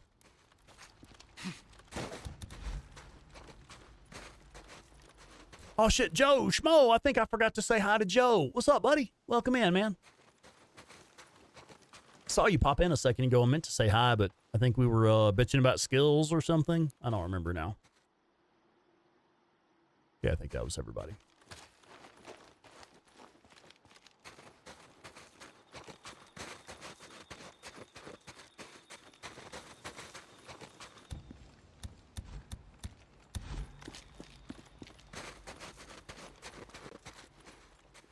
All right, fine. Gotta blow my way in.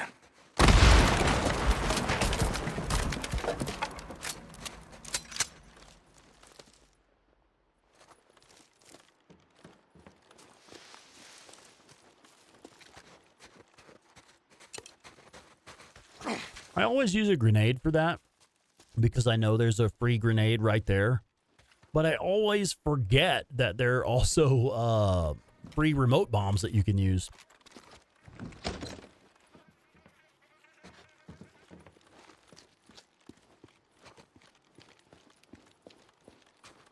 Multiple free remote bombs.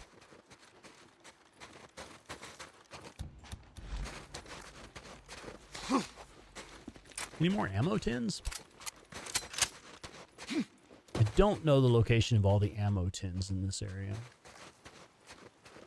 And why are these trucks just parked here? Did they run some of them out of fuel and abandon them for, like, anyway.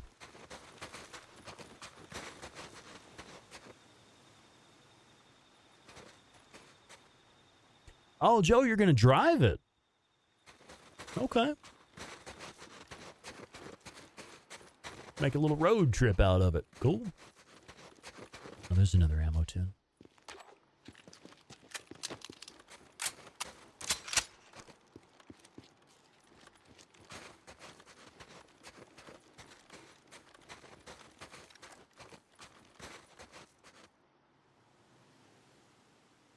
Yeah, I really like the remote bombs on PlayStation 5 in particular, or PlayStation 4 or 5. I like the remote bombs. On PC, they do not function correctly. Freakers will set them off just by getting close to them, which makes them pretty much useless in my opinion, because they don't do much damage by themselves. What I like to use the remote bombs for is to detonate other explosives. Things like the fuel trucks and barrels and stuff like that. I love using the remote bombs to detonate those, because then you can do really precisely timed detonations in a specific order as well, because those will always detonate in the order in which you place them. so you can decide what stuff you destroy first with a remote bomb. Okay, I think that's all of the ammo tins we're going to get here. Maybe one or two others nearby. Around here, this tent over here, I think. I just wanted to kind of top off my ammo before we push forward. Yeah, there's one. And of course, I have saddlebags, but I don't necessarily want to use those up early on. Yeah, so we should be able to top off our ammo here. Oh, yeah, we are actually full on ammo now. Nice. And there's another tin right there. So we had plenty of ammo tins here to completely reload.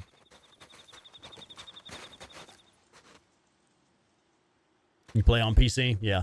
I believe Claire Weaver of the Days Gone podcast, 8-Bit Terror of the Days Gone podcast, tested that on her recent playthrough that she did a while back. She was doing a modded gameplay playthrough on PC. And she discovered that it seems like the remote bombs do not malfunction with human enemies. So like marauders and raiders and stuff like that, militia.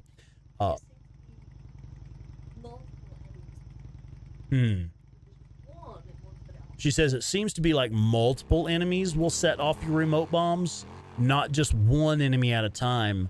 I think one thing we had noticed is that it's freakers will set it off, but the human enemies do not. And I'm not certain. Like I say, I've never tested it. Honestly, it just pissed me off so much I quit playing on PC. I refuse to play such a broken version of Days Gone. I like remote bombs. Remote bombs make it possible for me to do the no shots fired run on the Iron Butte Horde. So on PC, literally, the run that made my channel famous is not possible. It cannot be done. It kind of pissed me off. I was like, yeah, I'm just not going to play that way. So I prefer to play on the PlayStation 5. I think PS5 is the best experience for Days Gone is PlayStation 5, in my personal opinion. And that's just me personally. That's just Rex's personal opinion. If you only have it on PC or you prefer to game on PC, well, that's the thing for you then, clearly. But yeah, for me, it's always going to be PS5, man. Because of that, mainly because of that glitch. Not getting through here without a fight. Oh, that was a miss. Oh, you rat fuck. Let's do this. You're lucky that rock was in the way. All right. Come on!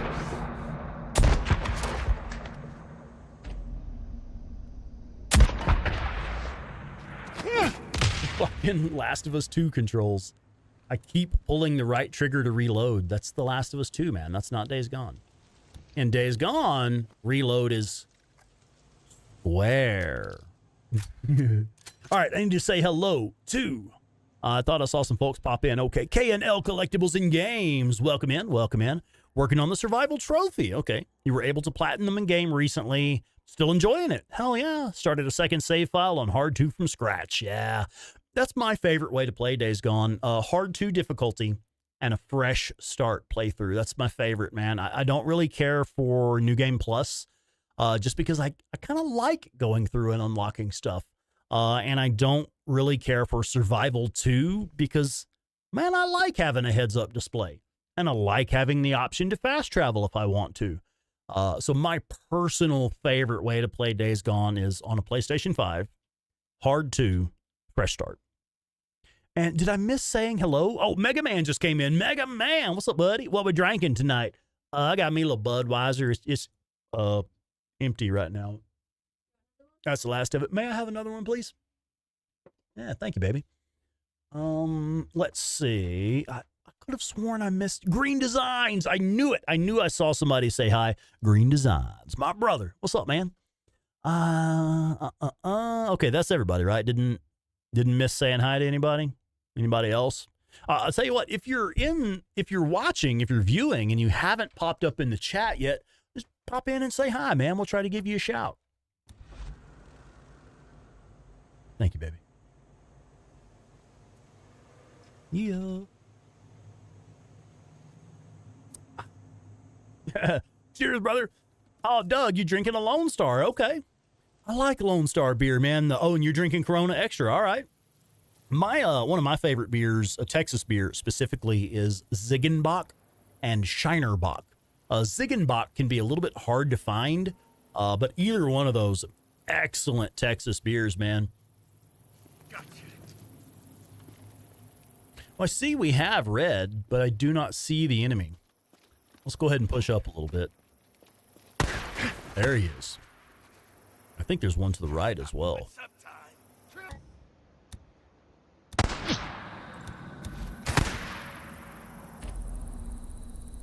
Maybe? Oh, I think we can. We got him. Fucking prick. All right. Burn, you asshole.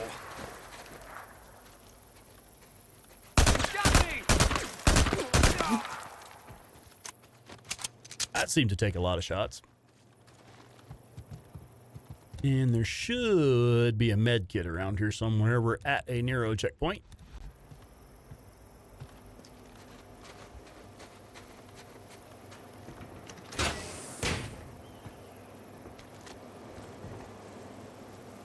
Ha.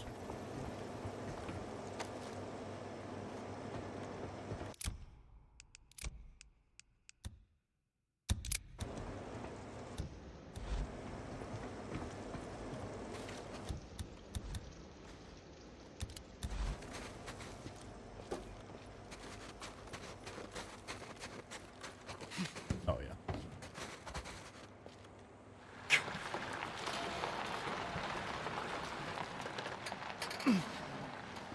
Kona Big Wave. I don't know that one. The beer that I generally drink, if I get to pick what we buy, I generally drink Michelob Ultra. I actually discovered Michelob Ultra by doing a low-carb diet. God, what was it, a year ago? 2 years ago? I don't even fucking remember now. About a year ago, I guess, I committed to losing some weight. And the method that I used was the low-carb diet and intermittent fasting. And as part of the low-carb diet, I was able to have a couple of low-carb beers every now and then, you know, as long as you don't overdo it. And I found that I actually really like that beer. It's actually good beer, or I enjoy it. So it's one of those things where, like, even when I finished my diet and was like, okay, I'm off of the diet, I don't need to do this anymore, I'm at my goal weight, I continued drinking Michelob Ultra as my beer of choice because I actually like it. It's good beer. And then I moved up here to Colorado, and fucking Shinerbach up here, Texas beer, Shinerbach Texas beer is actually less expensive than Michelob Ultra. I was like, well, fuck, dude, I'm drinking Shinerbach. Damn it. And I think we got Budweiser tonight just because we just grabbed some at the local convenience store just to get a little beer for the night, for the weekend. Mike, come in. Deke, you're alive. All right, we made it back to Lost Lake. Fine. And it's only 8:40. We can go for a while. Hey, they're pulling out. They're on the run. We got Green Designs. Which one was Mom's favorite? Has anyone seen Skizzo? We did Was it Michelob Ultra or Shinerbach? I don't remember now. Get away! Kill every goddamn one of them! Where the hell is Drink what you like and like what you drink. I used to work as the wine manager for the biggest liquor store in the area that I lived in. So I was like the department head for their wine department. I don't give a shit about wine. I mean, I've had a few wines that I liked. I'm not going to talk over this. Hang on.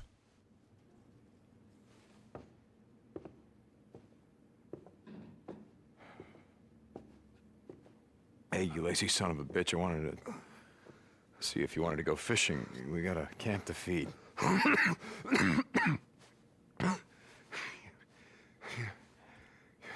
found her? Found her? Your old lady? Yeah, Mike, she's right outside. She's here? Yeah. Yeah, look, I couldn't have done this without your help. Okay. That's good. That's good. I want to meet her. It's gotta be a hell of a gal to go through all that trouble. God, no, I might lose that. Okay. Here, Mike. Here. Mike, I want you to take this. I don't want it. I don't want it. Here, Mike. Be careful. I was wrong, Deke. No. We can keep this together, Mike. You get back on your feet. We're gonna make. I was wrong. I was wrong.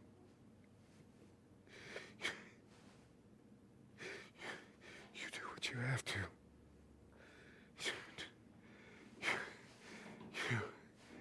You keep this camp safe.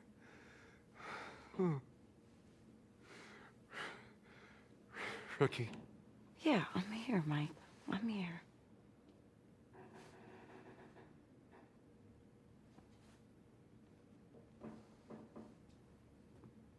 Mike? Mike?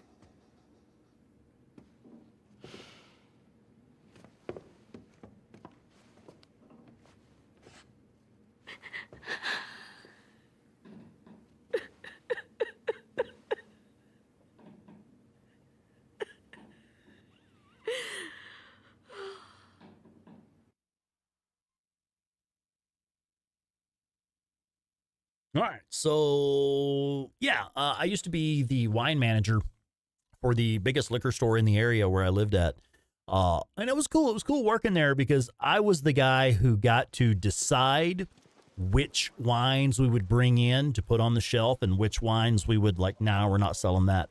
And how do you make that decision? There's no easy way to say You this. taste them.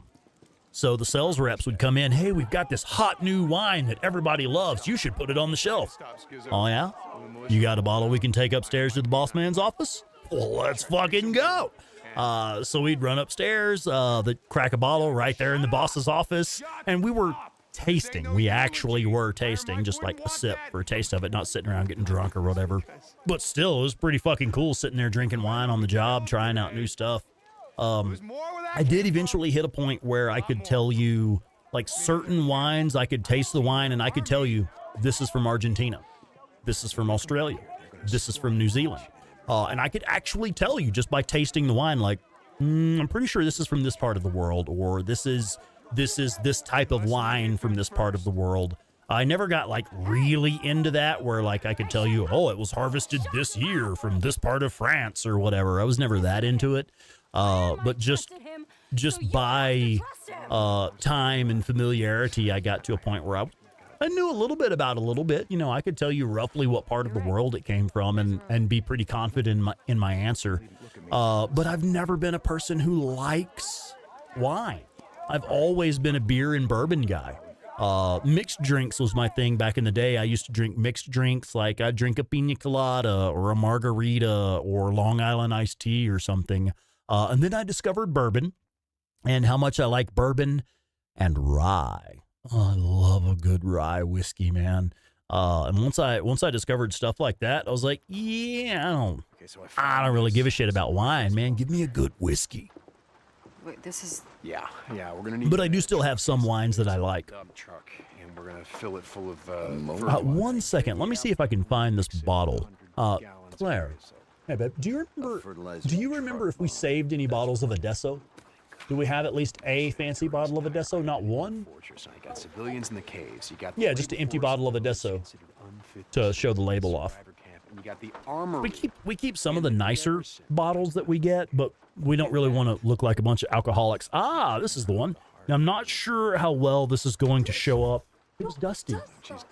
Yeah, I want the dust off of it. I want it shiny. How do you know? It's not a... Sarah and everyone else. Oh, okay. You can put more dust on it later. I don't know how this is going to show up on the green screen because there's a bit of green to it, but if you can see this, this is my personal favorite wine. This the type of wine. It is a Canina di Romagna. I know I'm pronouncing that wrong. Fuck you. I don't know how to say it right. If you want, that's what it says right there. But the brand is Adesso. And this is the red. And the white wine, the white version of it is called Basiami. No, it's a really And shitty if one. I understand this correctly, Basiami means kiss me, and adesso means now. Okay. So the pair of wines, the white and the red, are Well, we're not gonna kiss be able me to do now. But I just always thought that was an interesting story, and it's actually really, really good wine if you like a sweet red. You know, some people don't care for sweet wines, but it's fucking delicious, and if you can find it, All right, we're gonna you need should try it. supplies. Crazy asses.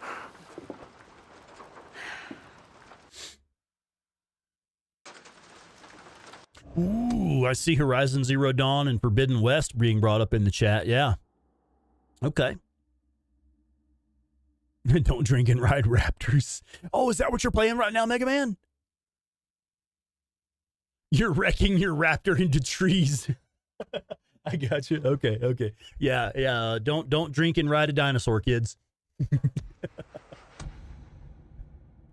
How are you liking Forbidden West? I know you enjoyed Zero Dawn. Are you liking Forbidden West as well?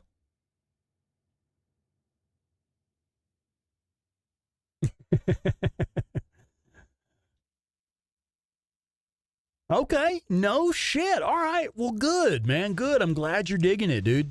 I liked Forbidden West slightly less than I liked Zero Dawn. Zero Dawn is one of my favorite games. It's right up there in the top, man. That's one of my favorite games.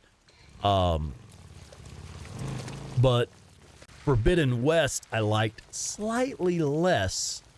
It was like I said, I kept having that problem where every new enemy type that I discovered was vulnerable to some type of damage that I had not seen yet. And I found that pretty frustrating. But again, yeah, it's probably my fault and the way that I play games. You know, get out and explore the entire map before you really push into the story. And I think it is one of those games that kind of expects you to progress the story a bit. Yep. Hey, come around more often. Hi, Ricky. How's it coming? Back up. Hey, Deke. Hey. Yeah, Marius, I see your comment there. It is definitely an Italian wine. However, the name of it is Canina di Romagna. R-O-M-A-G, Romagna, like bologna is Bologna, but not bologna. Yeah, it is an Italian wine. Well, let's see, Deke. Zero Dawn slaps. Yeah, man, you got that right. Oh, goddamn, lightning rod, I see you there. It took you 9 months to finish Forbidden West, yeah. Oh, yeah. I think I had something like 40 episodes on my live stream of it. Find some fertilizer. I'll radio when I'm ready. Okay. Oh, by the way, I'm ready. I already killed that horde. But, by the way, we've killed that horde.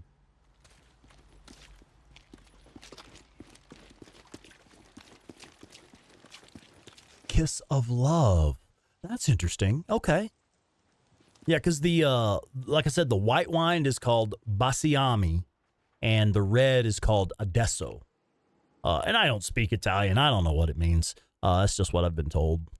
That's what the sales rep told me. Because that's one of the wines that, like I said, I was the guy who got to make the decision. Yes, we're going to bring in this wine. No, we're not going to bring in that wine. That's one of the ones I brought in. I was like, dude, that's fucking delicious. Give me like every bottle of it. I will literally take every bottle you have available now because we want it. Jesse and his rippers are gonna need it anymore. I mean, this place used to be a Jesse and his rippers. gotta have a maintenance area. You know, I would love it if Deacon had said Jesse and the Rippers. Clear. I'm gonna radio you and Ricky to bring the truck in. You got it, brother. All right, these are out. Because isn't that the name of the band from Full House? Jesse and the Rippers? Something like that. Deke, you there? Schizo. Oh, you got some nerve calling me. Nah, we've already done this horde. The way that I like to do this, I like to take out the Iron Butte horde and the Sawmill horde before we head south to the militia, so that you have 800 bounties to start with down there. So we've already killed this horde. There's no horde there. Didn't take you long to lie your way into a promotion. This army crap is all bullshit, you know it. Bro, you gotta listen. All right, do we have runners spawn in? We had runners spawn in. It's pretty much always runners down here. Busted you out. Crazy. Thought she was here. He lost his goddamn mind. He went after Lieutenant Whitaker. He was gonna kill her, Dick.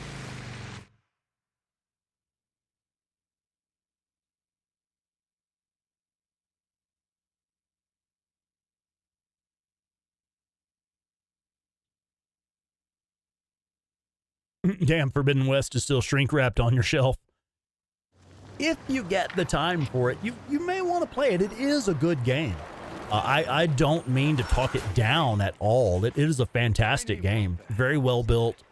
Lots of value for the cost of the game. Lots of gameplay value there. But for me, I was about 80 hours in. I think it was around 80 hours and something like level 80 or so. Maybe 100 hours and level 80 before I really felt like I was getting the hang of it. Before I really started to feel confident that I knew what I was doing. I was about 100 hours in and something like level 80. How are we going to get 100 gallons of creosote? You don't want to know.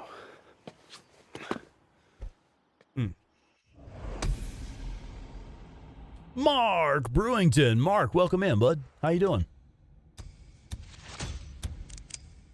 IDF Pup Magazine upgrade. Thank you.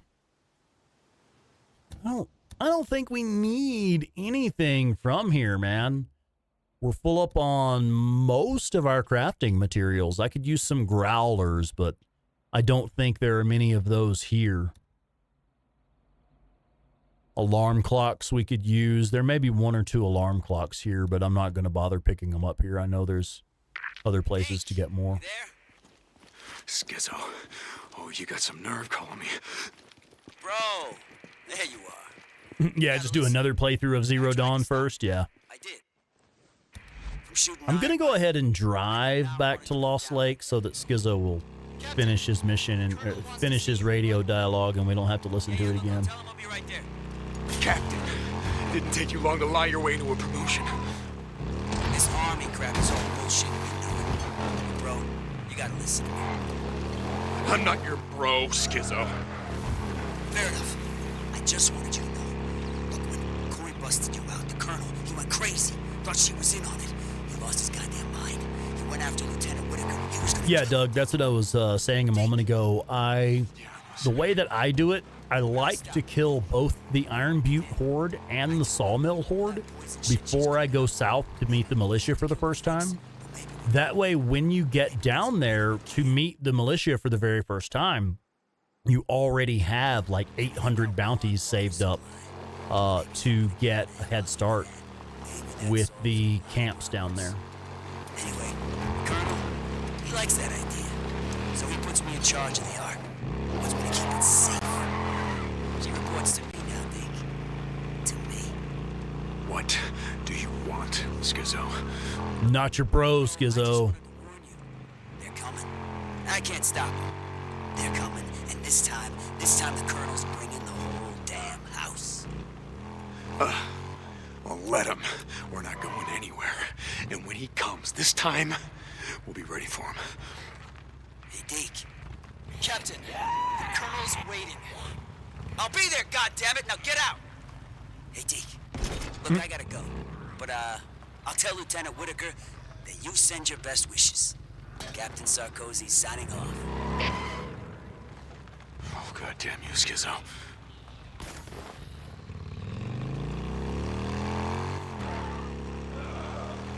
Oh, shit.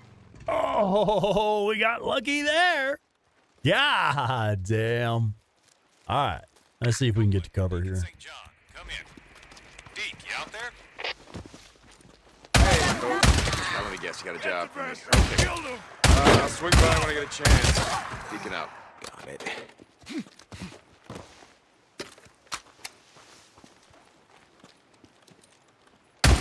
Fuck your clothesline. Deke, you there? Yeah, Ricky, I'm here. I just wanted to say thank you for coming back to help us. I'm just sorry I was too late. You weren't. We'll stop. You know, I'm actually not sure how long it takes for a horde to regenerate. I do know that if you take out most of a horde, but leave a few alive, they will regenerate in time. However, I have never tested to see exactly how long it takes for that to happen. Hey, Ricky, it wasn't his fault.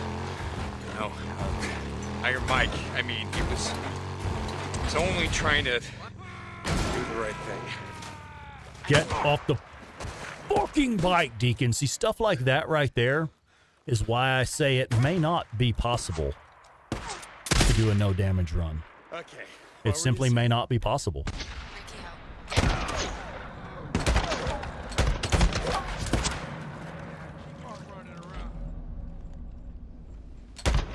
Oh, that was a headshot.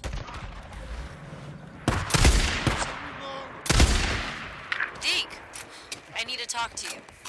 Ricky, what's wrong? And a bear. Militia. What? Where? Boozer thinks they might be planning another attack, so he asked me to send you to take a look. Goddamn militia. Yeah, I got this. Thank God. I'll let Boozer know. Ricky out. Jane, welcome in, Jane. Hi. You know, actually, I don't even know why I was killing this animal. I don't need the meat. We're level 3 at every camp I give a shit about. And story missions will give us level 3 at Copeland's camp. So I don't need to worry about that.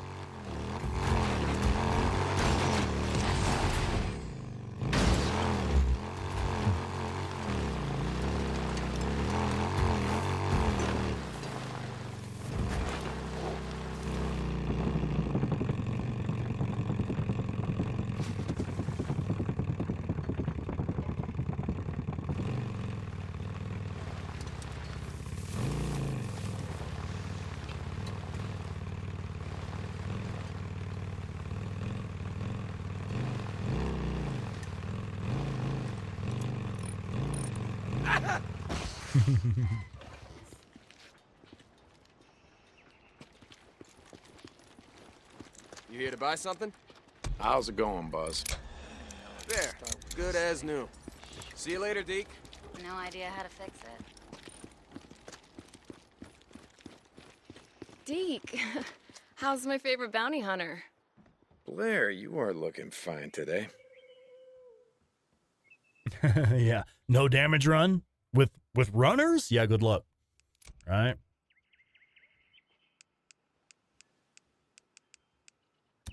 Okay, then. Okay, what's our next story mission? It's the snipers, or I'm sorry, the militia. Alrighty then, what time is it? It's only 9:38 in the a.m. Let's go get them. Take care now. Go kill some motherfucking militia. Hey, Deacon.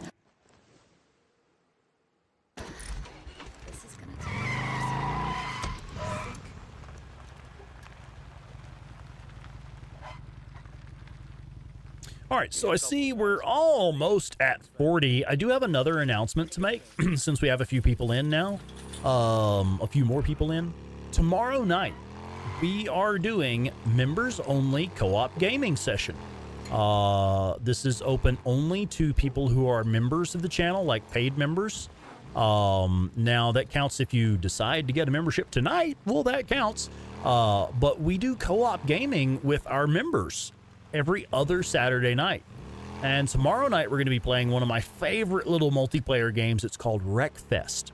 Super fun little game. It's on sale right now on the PlayStation Store, so I'm not encouraging you to go out and buy it. But if you have it, or if you've been thinking about getting it, it's a great game, and we're going to be playing it tomorrow night.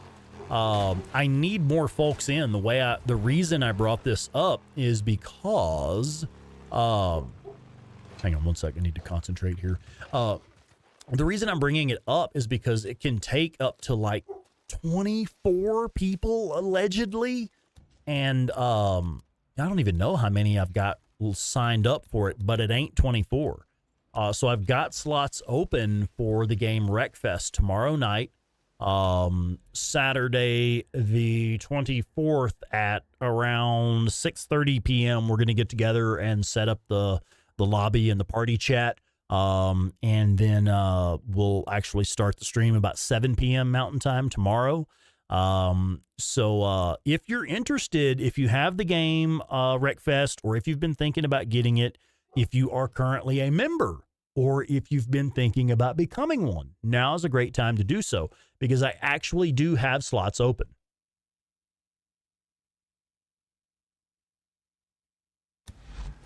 Oh, wait, what am I doing? Get back in those bushes, sir. And attach your suppressor. That's interesting. I see we have the blue question mark there. I wonder if that's like marauders in this cabin over here while we have militia here. That would be interesting. Goddamn militia. Hey, I had a suppressor on you, rat fuck. Did y'all not just watch me put a suppressor on that motherfucker?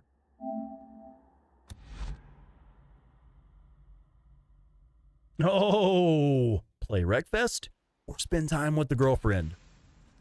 Both. Spend time with the girlfriend by playing Wreckfest with us.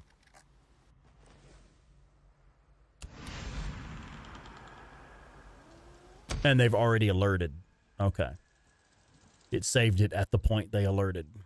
That's fine. We're going to murder them all anyway. Does it really matter? No. No, it does not. And there's a wolf moving in. I wonder if the wolf will go attack the militia for me. Well, they've opened fire. There's the distraction I needed to change positions. Yeah, Wreckfest is on sale right now. Short round. If I make it in time, I'll download it and join in. Don't think you'll be able to. All right, well, that's cool, man. Yeah, no pressure. You were there for our Hot Wheels session last time, weren't you? That was a lot of fun. I like Hot Wheels.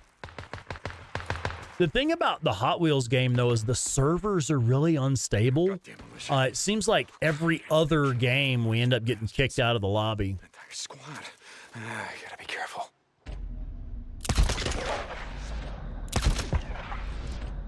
Come on, you sons of bitches.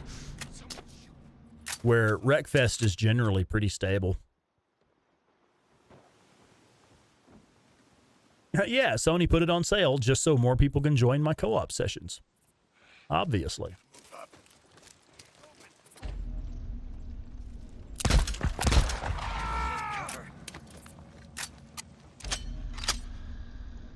Demolition, come on!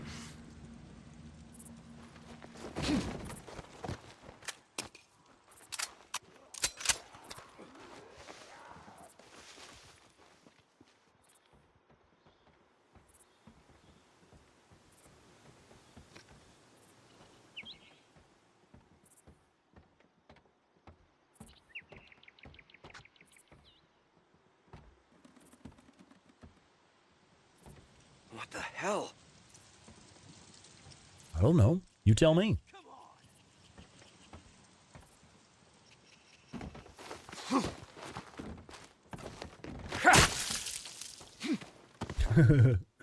That was kind of funny. There should be at least one heavy around here, like a machine gunner heavy. I haven't spotted him yet.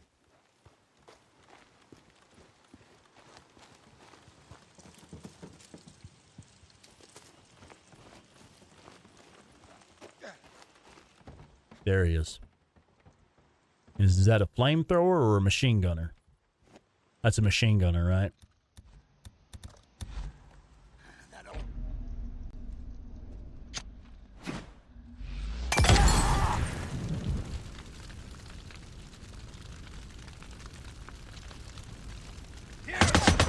Hey, you didn't see me. Maybe you saw the BFG sticking up over the top there. How about another Molotov?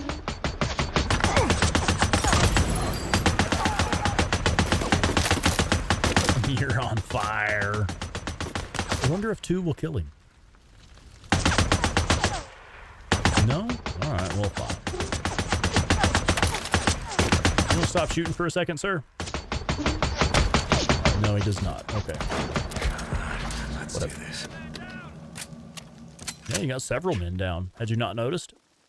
Soldier! I know you're hiding out there. Why don't you turn yourself in? I won't shoot you. Hey, I promise. shut up.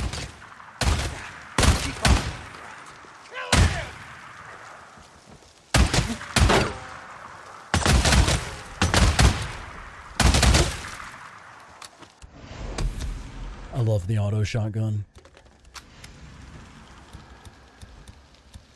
I think we have a bandage inside the building here. What was that? Hey, there's a can there. Neat.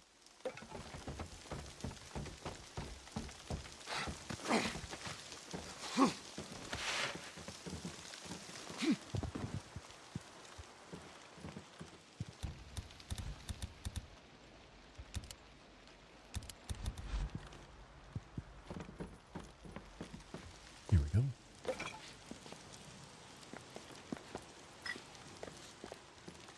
And the bandages right here.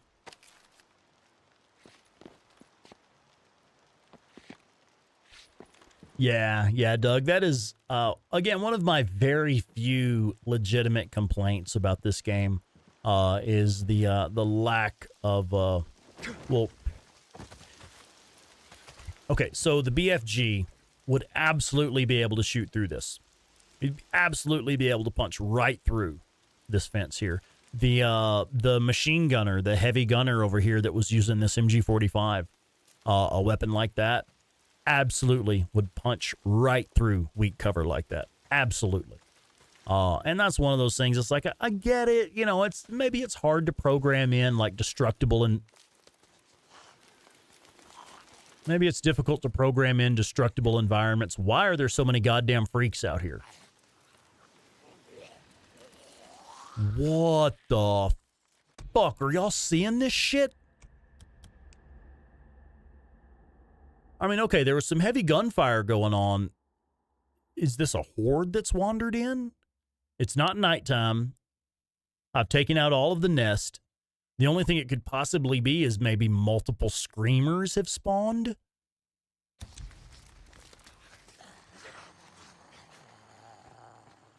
What the fuck? There is a horde nearby, but they shouldn't be active right now. I think they come out of here, is where they nest at.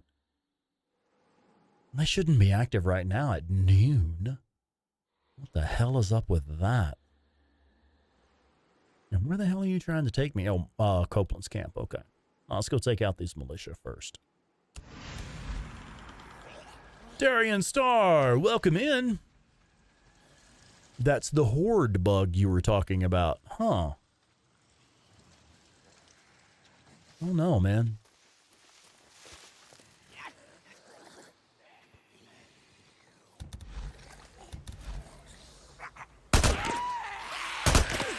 See what happens when we piss them off.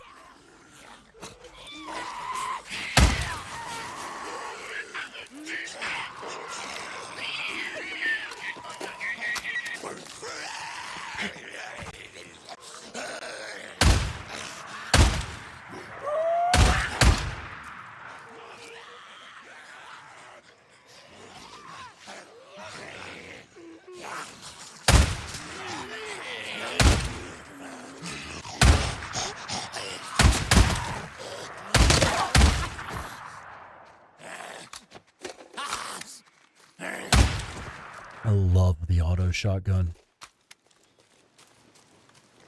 Okay. That wasn't a horde. I don't have any... Well, I think we would have horde health bars at this point, wouldn't we?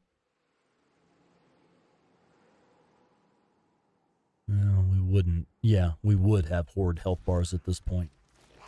See, a lot of people say that you get the map markers and the horde health bars after you roll credits. That is not accurate. You get the horde health bar and horde markers on the map when you come back up here. from the southern region. So we actually have them now. I'll show you again in a second. If you look down, one sec. Let me try to clear some of these fruits.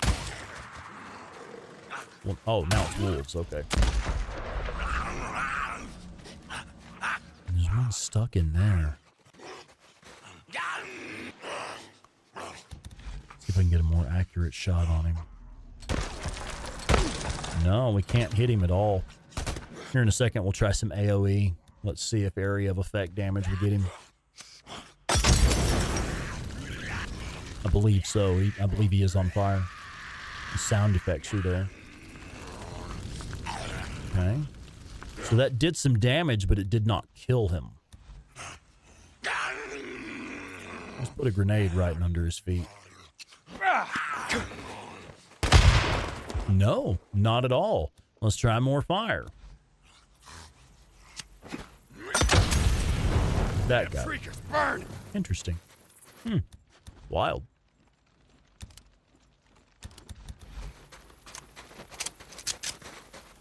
Extra freakers and mini hordes. I know sometimes multiple screamers will spawn. And if multiple screamers spawn, then they will spawn in multiple mini swarms. So there is that. Wait, whoa. How are we doing on suppressor for the sniper rifle? Very low. Oh, well. That'll be all right. I believe he is on fire. I mean, I was hoping he was on fire.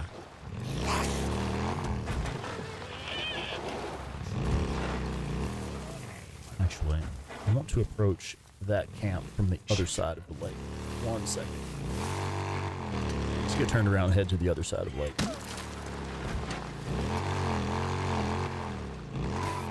Dude. This might go better if I didn't drive like shit.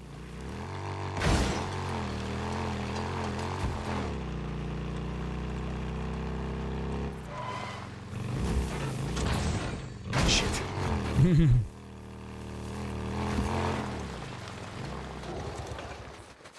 All right. Always a bunch of screamers. That's possible. It was possibly a screamer spawn.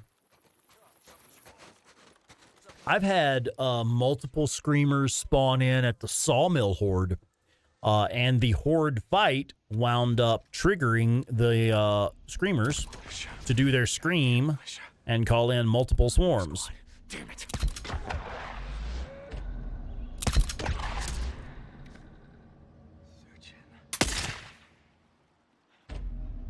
Damn, Melissa, come on!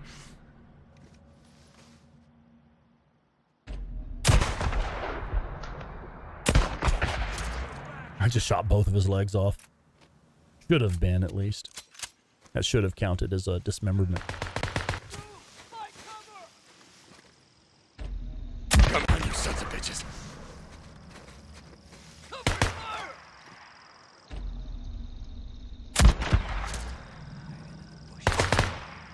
Oh, one of them trying to flank me.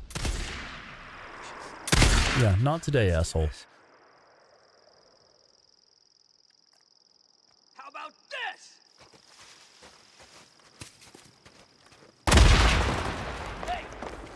How about it helps if you actually throw it where I'm at? How about this?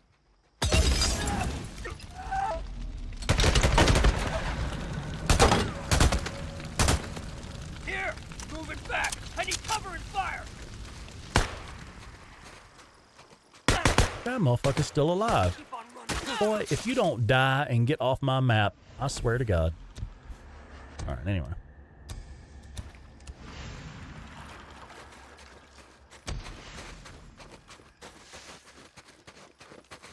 The Who Fan! What's up, man? This is really late game stuff, yeah. Hell, we'll be wrapping up this playthrough before long.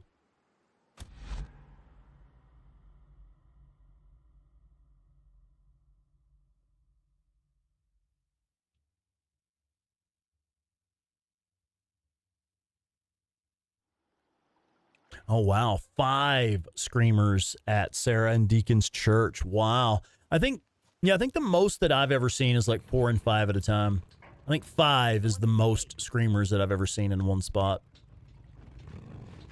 Glad you're still breathing. There are certain spots where it seems like it's actually fairly common for multiple screamers to spawn. Right outside the Metolius Lava Cave Horde is one spot. Right outside the Sawmill Horde is another spot. Deke. What's been Sometimes over there by the, Wagon Road Ambush Camp. That's another spot where you can see a lot of screamers or a lot of runners. Either one. Yep, that's I've nice. actually had 8 runners spawn there before. Good one. I believe it was 8. That was the best. That was the most accurate count that I could get. Was a total of 8. Okay. We did top off the suppressor as well, right? We did. Okay. Hey, come around more often. We miss you.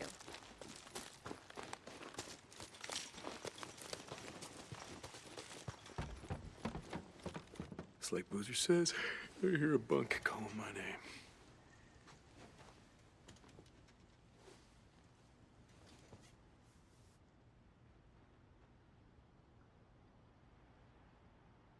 All right, okay, let's go.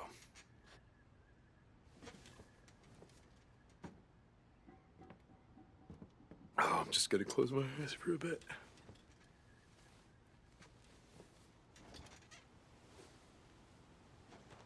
Shit, I forgot I had a second beer.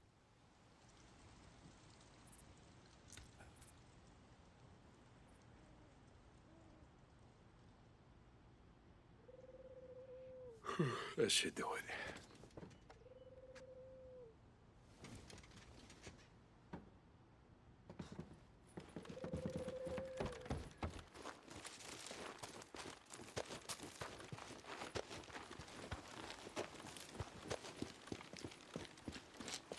All right, let's go get this last militia camp.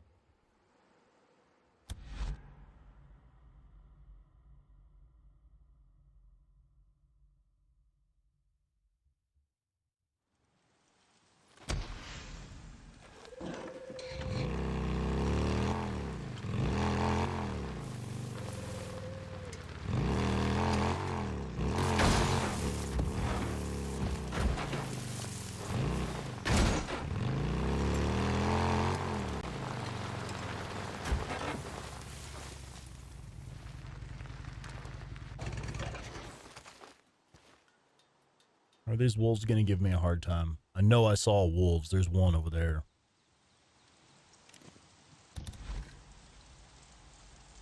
Did you know that if you are sighted in with the binoculars, your firearm that you have equipped will sight in at roughly the same spot where your binoculars are sighted in? I was going to get a headshot on that wolf, but he moved. But yeah, like right now I'm looking at this sign with the bead right on the back of the sign. You scope in with your weapon, it's pretty close to where you have the binoculars at. So that's one way to quickly acquire your target if they're at range. I hear the wolves moving in.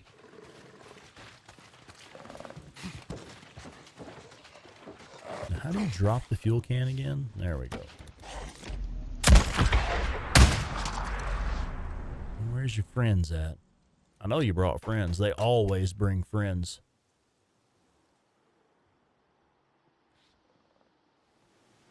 Okay. There's the other one. Just heard him. Yeah. Not impressed.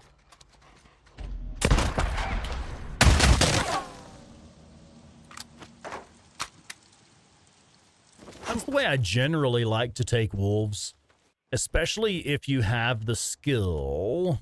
What is that early game skill? Suppressing fire. When in focus, ranged weapons will have an increased power to stop weaker enemies. What that means is it basically gives it stagger damage.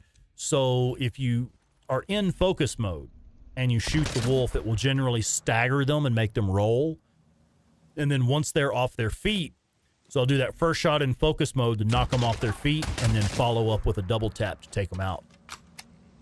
That is my favorite way for taking out wolves. Works well with wolves, runners, and mountain lions. I say that's my favorite way. My favorite way is actually smoke bombs. But my favorite way to actually kill them is knock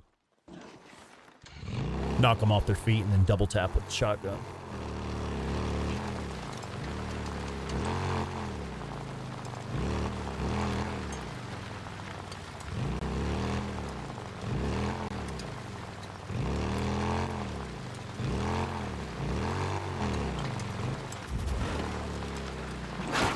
Oh, did y'all see that mountain lion jump on that deer? That was cool.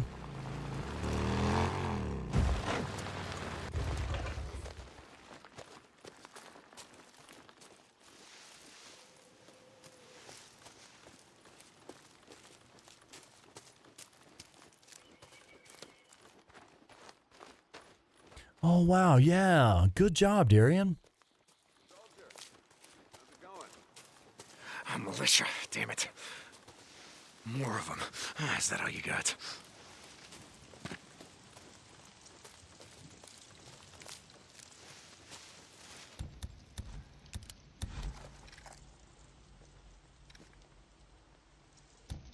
We do have a suppressor on this time, right? You fooled me last time. What the?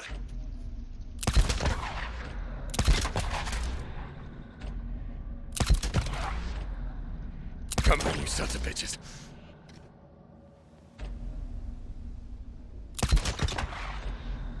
Dude, have they patched out being able to shoot them in the ass or something? Because that used to always work, and now it is not working.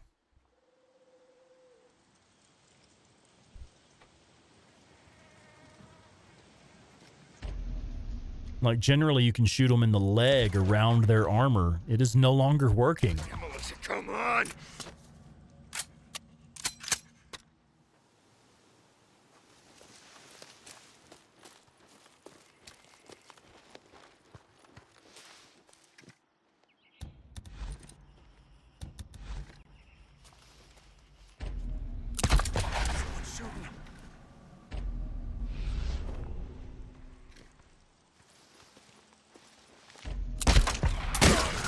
Let's do this.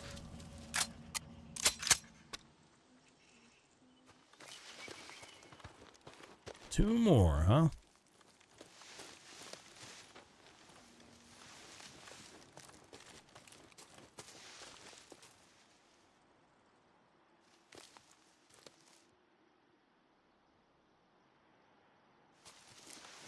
Yeah, they upgraded their ass body armor.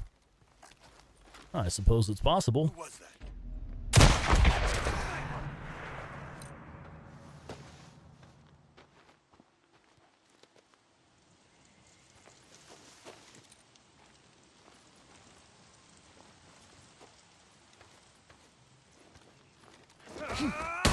There he is.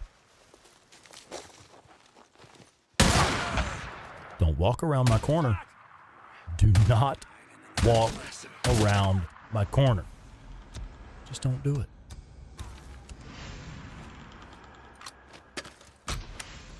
All right, so that's it for the militia down here. Hey, Ricky, that's done.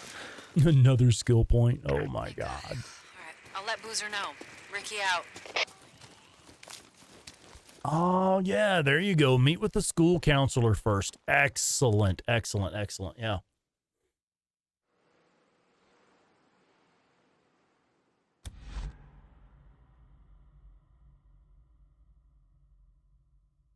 So you get her to bed at a good time, but she still wakes up later in the night?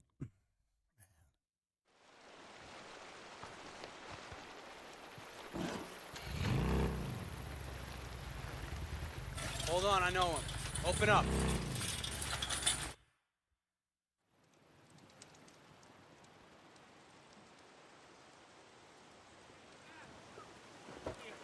Come on, get him inside. What happened? Good night, baby. Got hit again.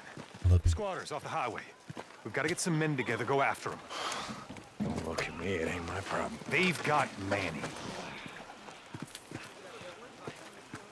You sent Manny on a supply run. You sent Manny on a supply run. I don't tell folks how to live their lives. Go to hell, Cope!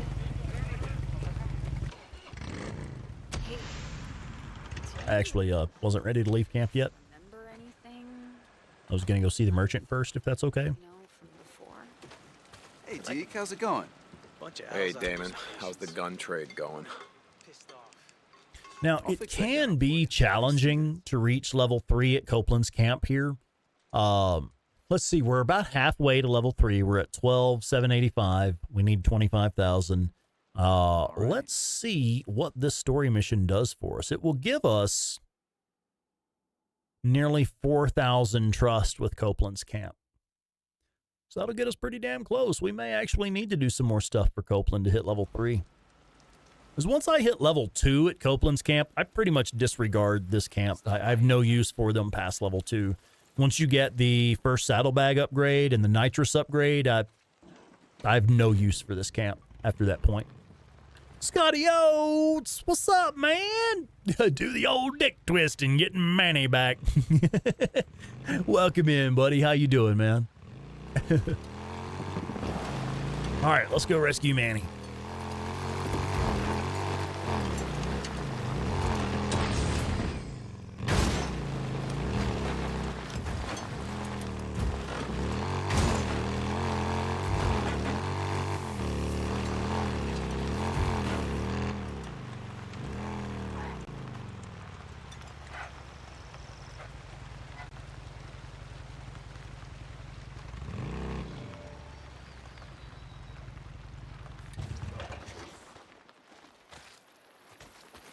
And this is another one that you don't actually have to do the tracking for this, but, you know, it is what it is. My men said they'd set up an ambush on the Sanium. Yeah, I already found it. Deacon out.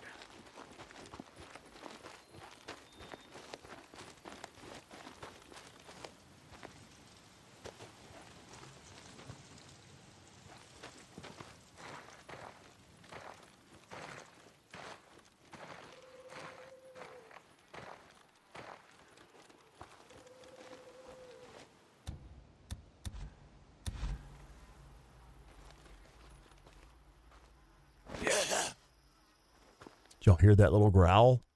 We should be safe now. Ugh. Oh, wow. You level 3 Copeland's. Yeah, I remember you mentioning that. Yeah, you hit level 3 there before you even went south. Ah, damn, that would have to take some grinding, dude. I mean, I guess with the survivor rescues and the meat and bounties and stuff. Yeah, but God bless, I wouldn't want to. I prefer to wait till a late game. It seems to be easier that way because especially with this mission, this is 4,000 trust right here, man. You know, 3950, close enough. Hi. You do not sneak up on me. Oh, really? Don't sneak up on me. Right on target, he said, after missing 3 times.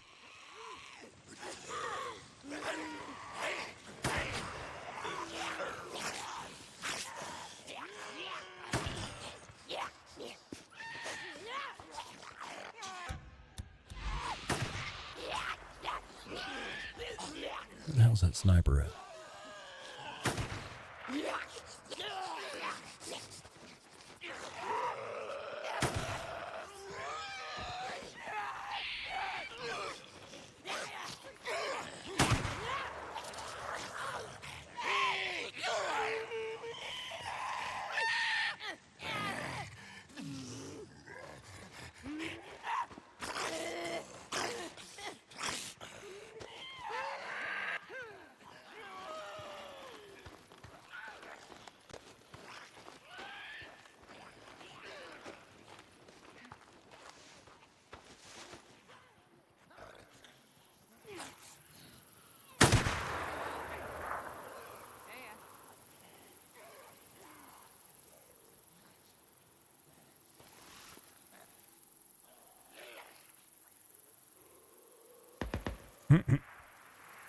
Well, that saved me a few bullets.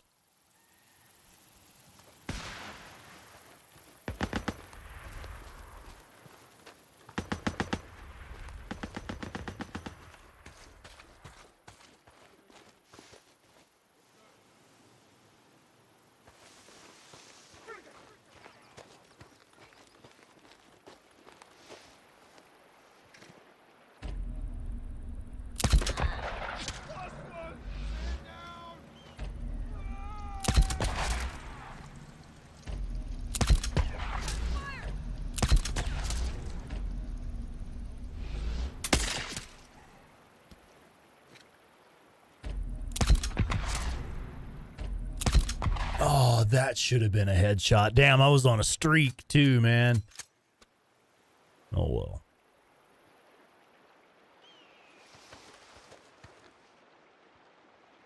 Something's going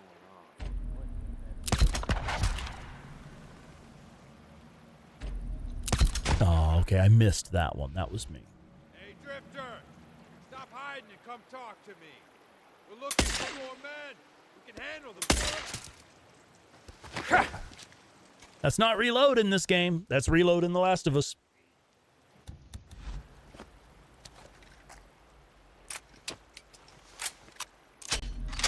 Yeah, too late.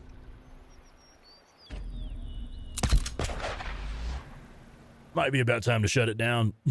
I think we're off on our headshot game now. And still can't reload with the right button. Yeah, we're about done for the night. All right. I was tired anyway. I think that was the last one, though. All right. No, there's another one right there. Hey, buddy.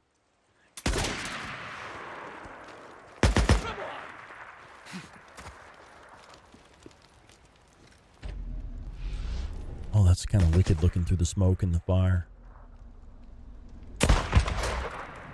There was my suppressor.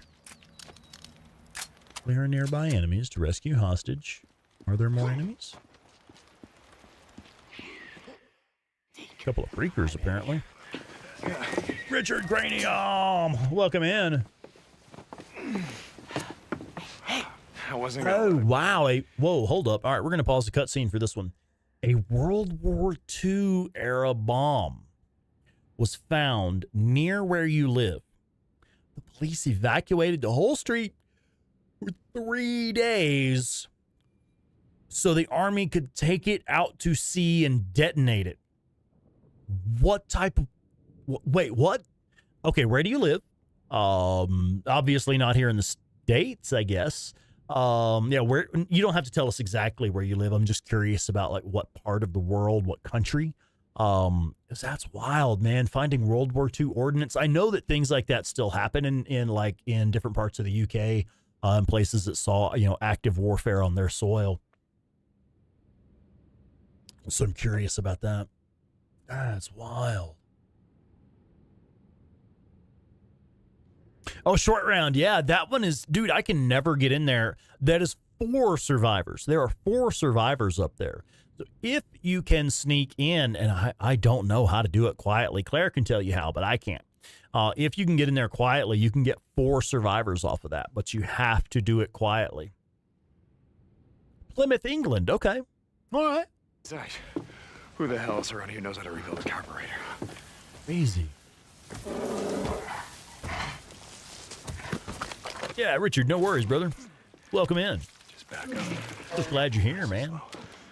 Don't make a sound. Don't make a sound. Oh.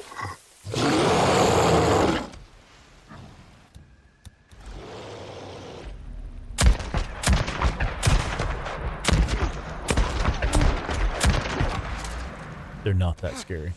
Anyway. Jesus, Deke. You did it. Yeah.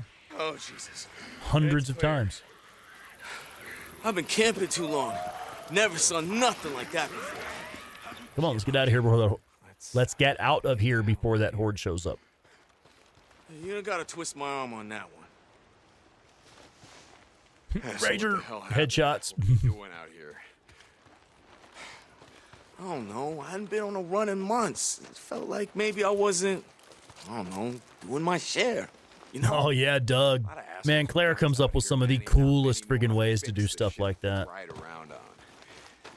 Yeah, that's what Cope said. Like finding what the game gives you to take care of enemies. What do you think? Why's it gotta be this way? Be what way? Everyone out here trying to kill everyone else. Manny, you know how many folks were locked up in prisons before the shit went down?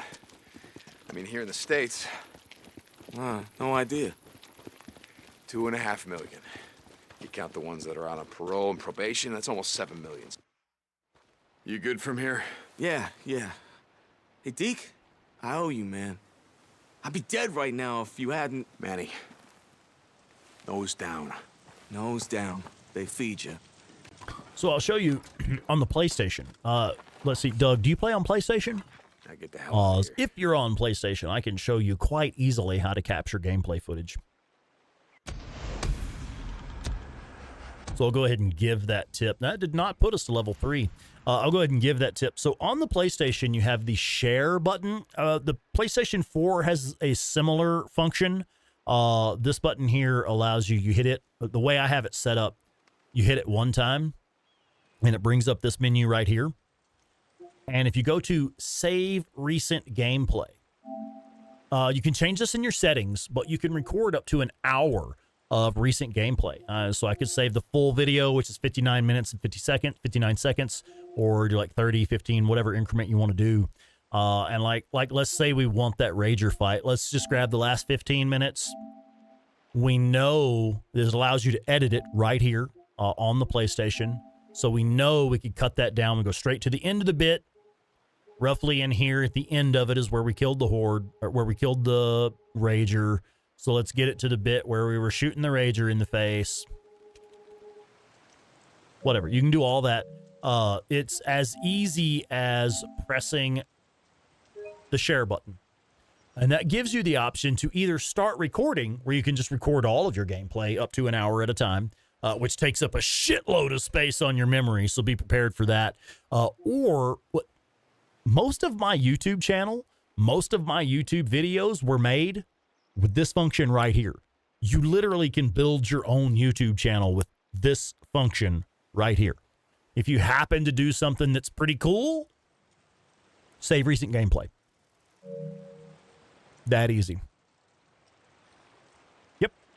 Yeah, see, right? You don't have to know when to record, because you can just start recording and just play for an hour and have an hour of footage. But then you end up in a situation where not only you have a lot of memory taken up on your hard drive, you also have an hour of footage you have to sort through to find the good bits or whatever. And you just end up with a shitload of video that you never do anything with. So the smart way to do it, yeah, Stickman, you're absolutely correct. It's a little bit different, but it has the same functions. So yeah, you don't have to know when to start recording. You just capture your recent gameplay. All right. What is this next one? We might as well go clear the sawmill. We've already done that. Oh, you just clipped me killing the Rager. Nice. Oh, you're getting ready to get a PS5. Nice, dude. You're going to love it. Yeah, you're going to love it. PS5 is great. All right, so we have already completed this horde as well. Again, I do the Iron Butte horde and the Sawmill horde before I even head south to meet the militia. That way you can head down there with He's a little banged up, but he'll with your bounties maxed out. Guessing a few drifters are trying to get a head start with the camps down there. Men you have, how many Not necessary. It's just something I like to do. We'll let Copeland finish talking. And we mean to keep them. Fitz don't got no more Doug, okay. No worries, man. I can answer that question as well. No, again, it's built into the PlayStation's functionality. I'll show you in a second. Super easy. That's how I built my YouTube channel, man. The very first videos that I uploaded, the one that got popular, the Iron Butte horde, no shots fired, that's how I did it. I captured footage right here on the PlayStation and uploaded it to YouTube directly from the PlayStation. Dump truck around. We'll let these guys finish talking, and I'll show you how. All right. I'm heading to the old sawmill. They got a couple of storage tanks there. They should have all the cruisers. Yeah, I know. The old sawmill? Last I checked, there was a horde there. Big goddamn horde. There used to be. Yeah. We lit a few candles, and now there isn't. Sure, I knew that. What, you still got a death wish? I mean, even after finding your old lady? Deke? Calm down, Boozer. Calm down. We got this. Boozman, no, I don't. Look. I can handle this. Just I be can ready. handle I'll this, radio when it's all good. right? Bring your rig in. Deacon out. We have already handled this. Okay, so same thing. The one thing that you have to do is you can go into your settings and link your PlayStation to your YouTube account. That's super easy to do. And it's one of those things where, like, if you just like to watch YouTube and you want to watch YouTube on your PlayStation, it's super easy to link your YouTube account. Once you have done that, Oh, hey, Doc Holliday, welcome in, man. You can do an external hard drive. The PlayStation 5, you set it in your settings. You tell it where you want your default save place to be. So it'll either save to your internal hard drive or your external drive, or you can also do an internal extra hard drive on the PlayStation. You can add additional storage via internal storage. I got this. We need you. Yeah, I'll show you short round. Hang on, bud. Ricky, just Trying to let these fuckers stop talking for a minute. don't gotta worry about me no more, okay? I know what I'm doing. Ricky, Yeah, Deke. I'm just lighting some candles. I'm sitting here holding this like I see myself in frame in the screen down there, and I just realized I'm sitting here holding this thing like a fucking pistol. I wasn't even aware of it. Jeez. All right. Okay, so on the controller, you have these two buttons up here. This little fella right here, which is like your options button. The one just opposite, that's the share button. I just ran my hand across the touchpad. Sorry. God damn it, quit hitting the mic, Junior. Anyway, it's the button over here, the share button, and you just press that, and it'll bring up that menu there. And you can set it to do different stuff. Like I have it set where a long press takes a screenshot, and I have it set where a double tap should start a fresh recording, I think. I don't think it started recording. Anyway, that's the button. And then, so once you have captured recent gameplay, you just go to save recent gameplay, whatever. Then you can go to your media library. But you don't even have to do all that. It's right on the PlayStation 5. Again, it looks a little different, but even on PS4, it's all the same functionality. It just looks a little different. Right here, you have the share button. And you just hit that, and it brings up whatever you have linked. People that you game with, your YouTube channel, whatever, and I could literally upload it to YouTube from right here. Now, there are advantages and disadvantages to that. The advantages are that it's super easy, and boom, it's right there and it's done. The disadvantage, though, is, actually, I'm going to delete all these. I didn't want to actually keep any of these. Let me get out of that. Anyway, I'm getting mixed up here. The advantage is that it's super easy, but the disadvantage is you can't, it's hard to do like a description because you have to type it up on your PlayStation keyboard. It's hard to, you can't add like a custom thumbnail, stuff like that. So it's always better to record the clip, transfer it to your PC, and then do whatever editing you're going to do on your PC and then upload it from there. But one can simply upload it directly from the fucking PlayStation, man. No middleman.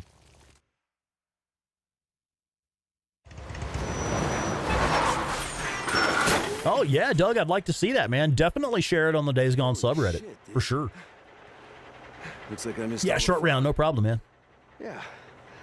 Next time, I drive the truck. You fight the freakers. Yeah, brother. Okay, just pull it over there. All right, you got it. I never touched that specific button. Yeah, no worries, man. Like, I'm telling you guys, that's how I made my YouTube channel. That is that right there. The shit's built into the PlayStation. No excuses, man. No excuses. Anyway. What do you think?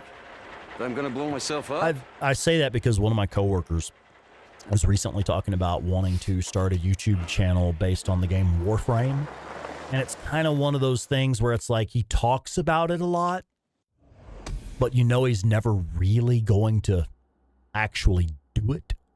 Because I sat down and I talked with him for a while. I was like, look, brother, if you're serious, man, I can tell you how to start a successful YouTube channel. Now, you still have to put in the work to make it successful, but I can tell you the formula for how it is done, step by step, man. You there? And it's like, it's all built into the PlayStation. You capture footage right there off your PlayStation. And he's like, well, I don't have a microphone. It's like, well, neither did I when I started. My early videos, with my fucking Sawmill Horde no shots fired video with over 2.3 million views now. Unless we take him out I didn't have a microphone when I recorded that. I wasn't on camera when I recorded that. I didn't have any of that shit. I just worked with what I had and released the best that I could. And look where it got me. No excuses. If you're thinking about doing something, fucking do it. Stop putting it off and do it. No excuses. Anyway. So, what's next? Let's head back to Lost Lake. Yeah, Reddit. That's kind of how I started. Oh, what is the subreddit? I'm sorry, brother. I don't think I have a link to put in the chat for you. But yeah, Reddit is a social media website. It's a great source of information. Quite often, if I need information on something, I will search how to blah, blah, blah, Reddit. And it'll take you straight to a Reddit forum where people have discussed how to do blah, blah, blah. But that's really how I started my YouTube channel. The first few videos that I made for Days Gone, I uploaded to I uploaded them to YouTube from the PlayStation, and then I shared the YouTube link on the Days Gone subreddit just as, hey, people might think this is cool. Would y'all like to see this video that I made? Which I wasn't monetized at the time, so there was no money in it for me. I was just showing content that I thought was fun. Like Doug, like you're talking about with your thing on Leon, how it was just cool and you think people might want to watch it. That's the kind of stuff you post on there, man. And that was how it started for me. I did the Iron Butte Horde, no shots fired, and was like, that's kind of cool. I think people might want to watch this. And holy shit, did people want to watch it. Need some gas, Deke? Looks like you could use it. Sure. All right. Should have new shit later. Stop by. Nike that thing. Just do it, man. Just fucking do it. Yeah, don't sabotage yourself and hold yourself back, man.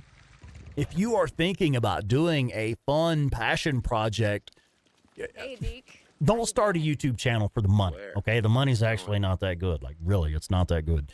But What can I do you for? if you're thinking about doing it as a fun passion project, Yep. no excuses. Just fucking do it. The button's right here. This shit's built into the PlayStation. It's all there. Everything you need is already in there. Hey, Deke. All right, you can't do this alone. Okay, we're actually going to wait to start that one.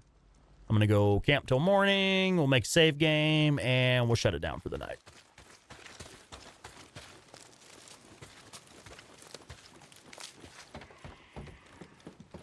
I'm just going to grab some shut-eye. Joe, thanks, brother. Good job. I know it's really late for you where you're at, man. Thank you. So, I'm sorry, was that Doug asking about, like, what is Reddit? Okay, yeah. There is a link right there. You can just click on that link right there in the chat, and that'll take you to the Days Gone subreddit. And that's, Claire and I are both pretty active there. Her less so now, because she was, like, all up in the Days Gone subreddit for a couple of years. And she's gotten a little bit fatigued with it. So I'm kind of stepping up and getting back into it. Because we do want for people who are passionate about Days Gone to be active on that community. All right, let's make an actual save. This is our last save from last week, so we'll use that one.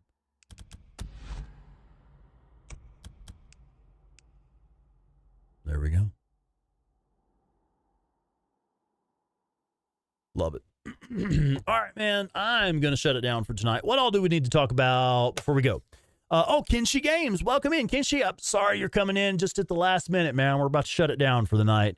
Let's see. Marius, all right, man. Well, I'm glad you found my channel. I'm glad my channel led you to a game that you can enjoy. That's cool, man. I appreciate it.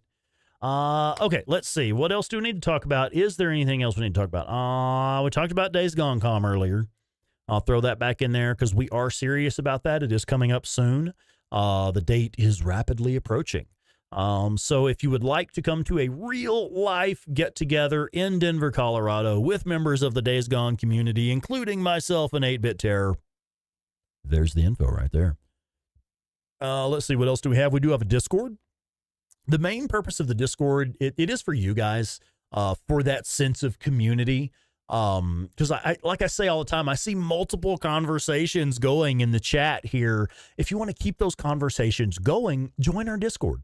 That's where you can meet up with other members of this community specifically, and talk about any of our favorite games. I think we have forums set up for Days Gone, The Last of Us 2, Red Dead Redemption, all kinds of cool stuff on there.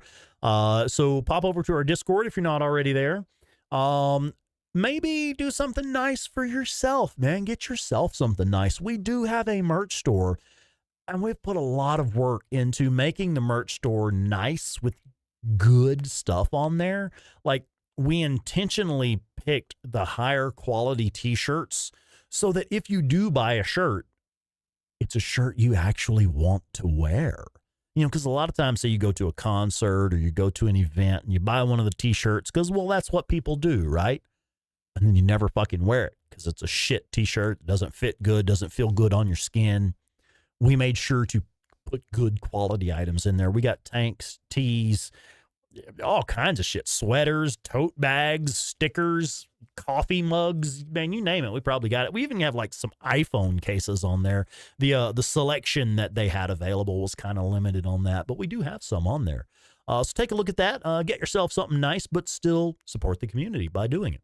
Let's see. We also have a wish list visible on throne.com.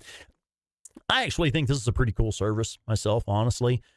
Like, gift giving and stuff is kind of stressful for me because, like, money's tight, man.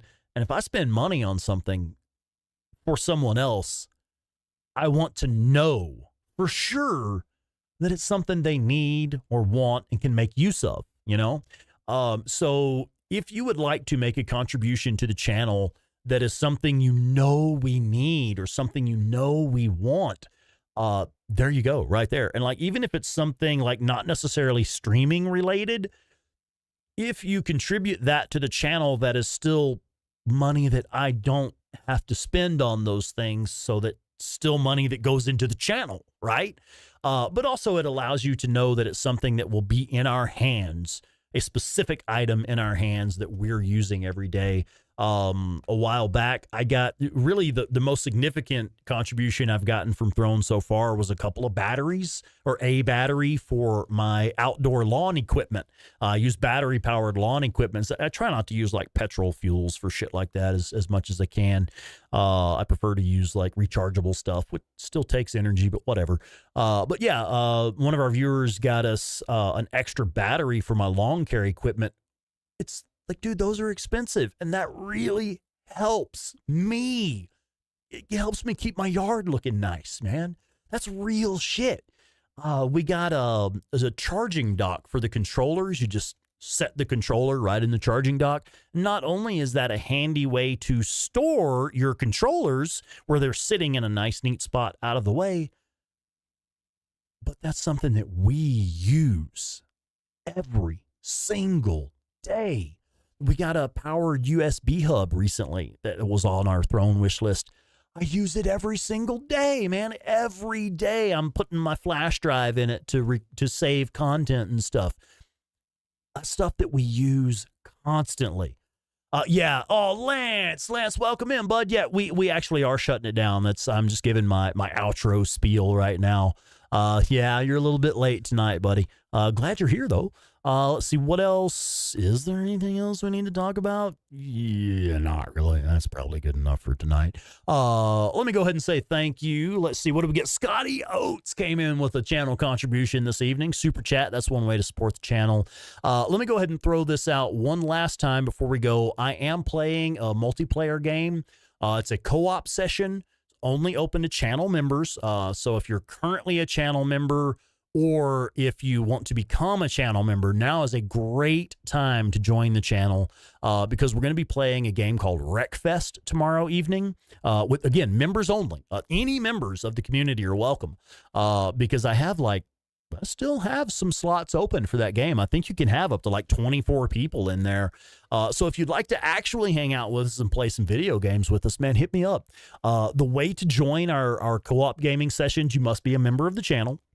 But once you have become a member, you need to email SpawnicusRexCoop@gmail.com. That's all one word, all lowercase. It should basically read SpawnicusRexCoop@gmail.com. Email that email address with your PlayStation username so I can shoot you a friend request.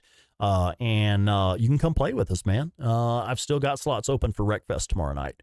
Let's see. Yeah, Doc Holliday, you got the right idea, man. Yeah, any interest that you have, woodworking, do-it-yourself projects, any subject that you have interest in, there is a subreddit for it. Like I was saying, if I have a question about something, how do I do blah, blah, blah? I will type, how do I do blah, blah, blah, Reddit.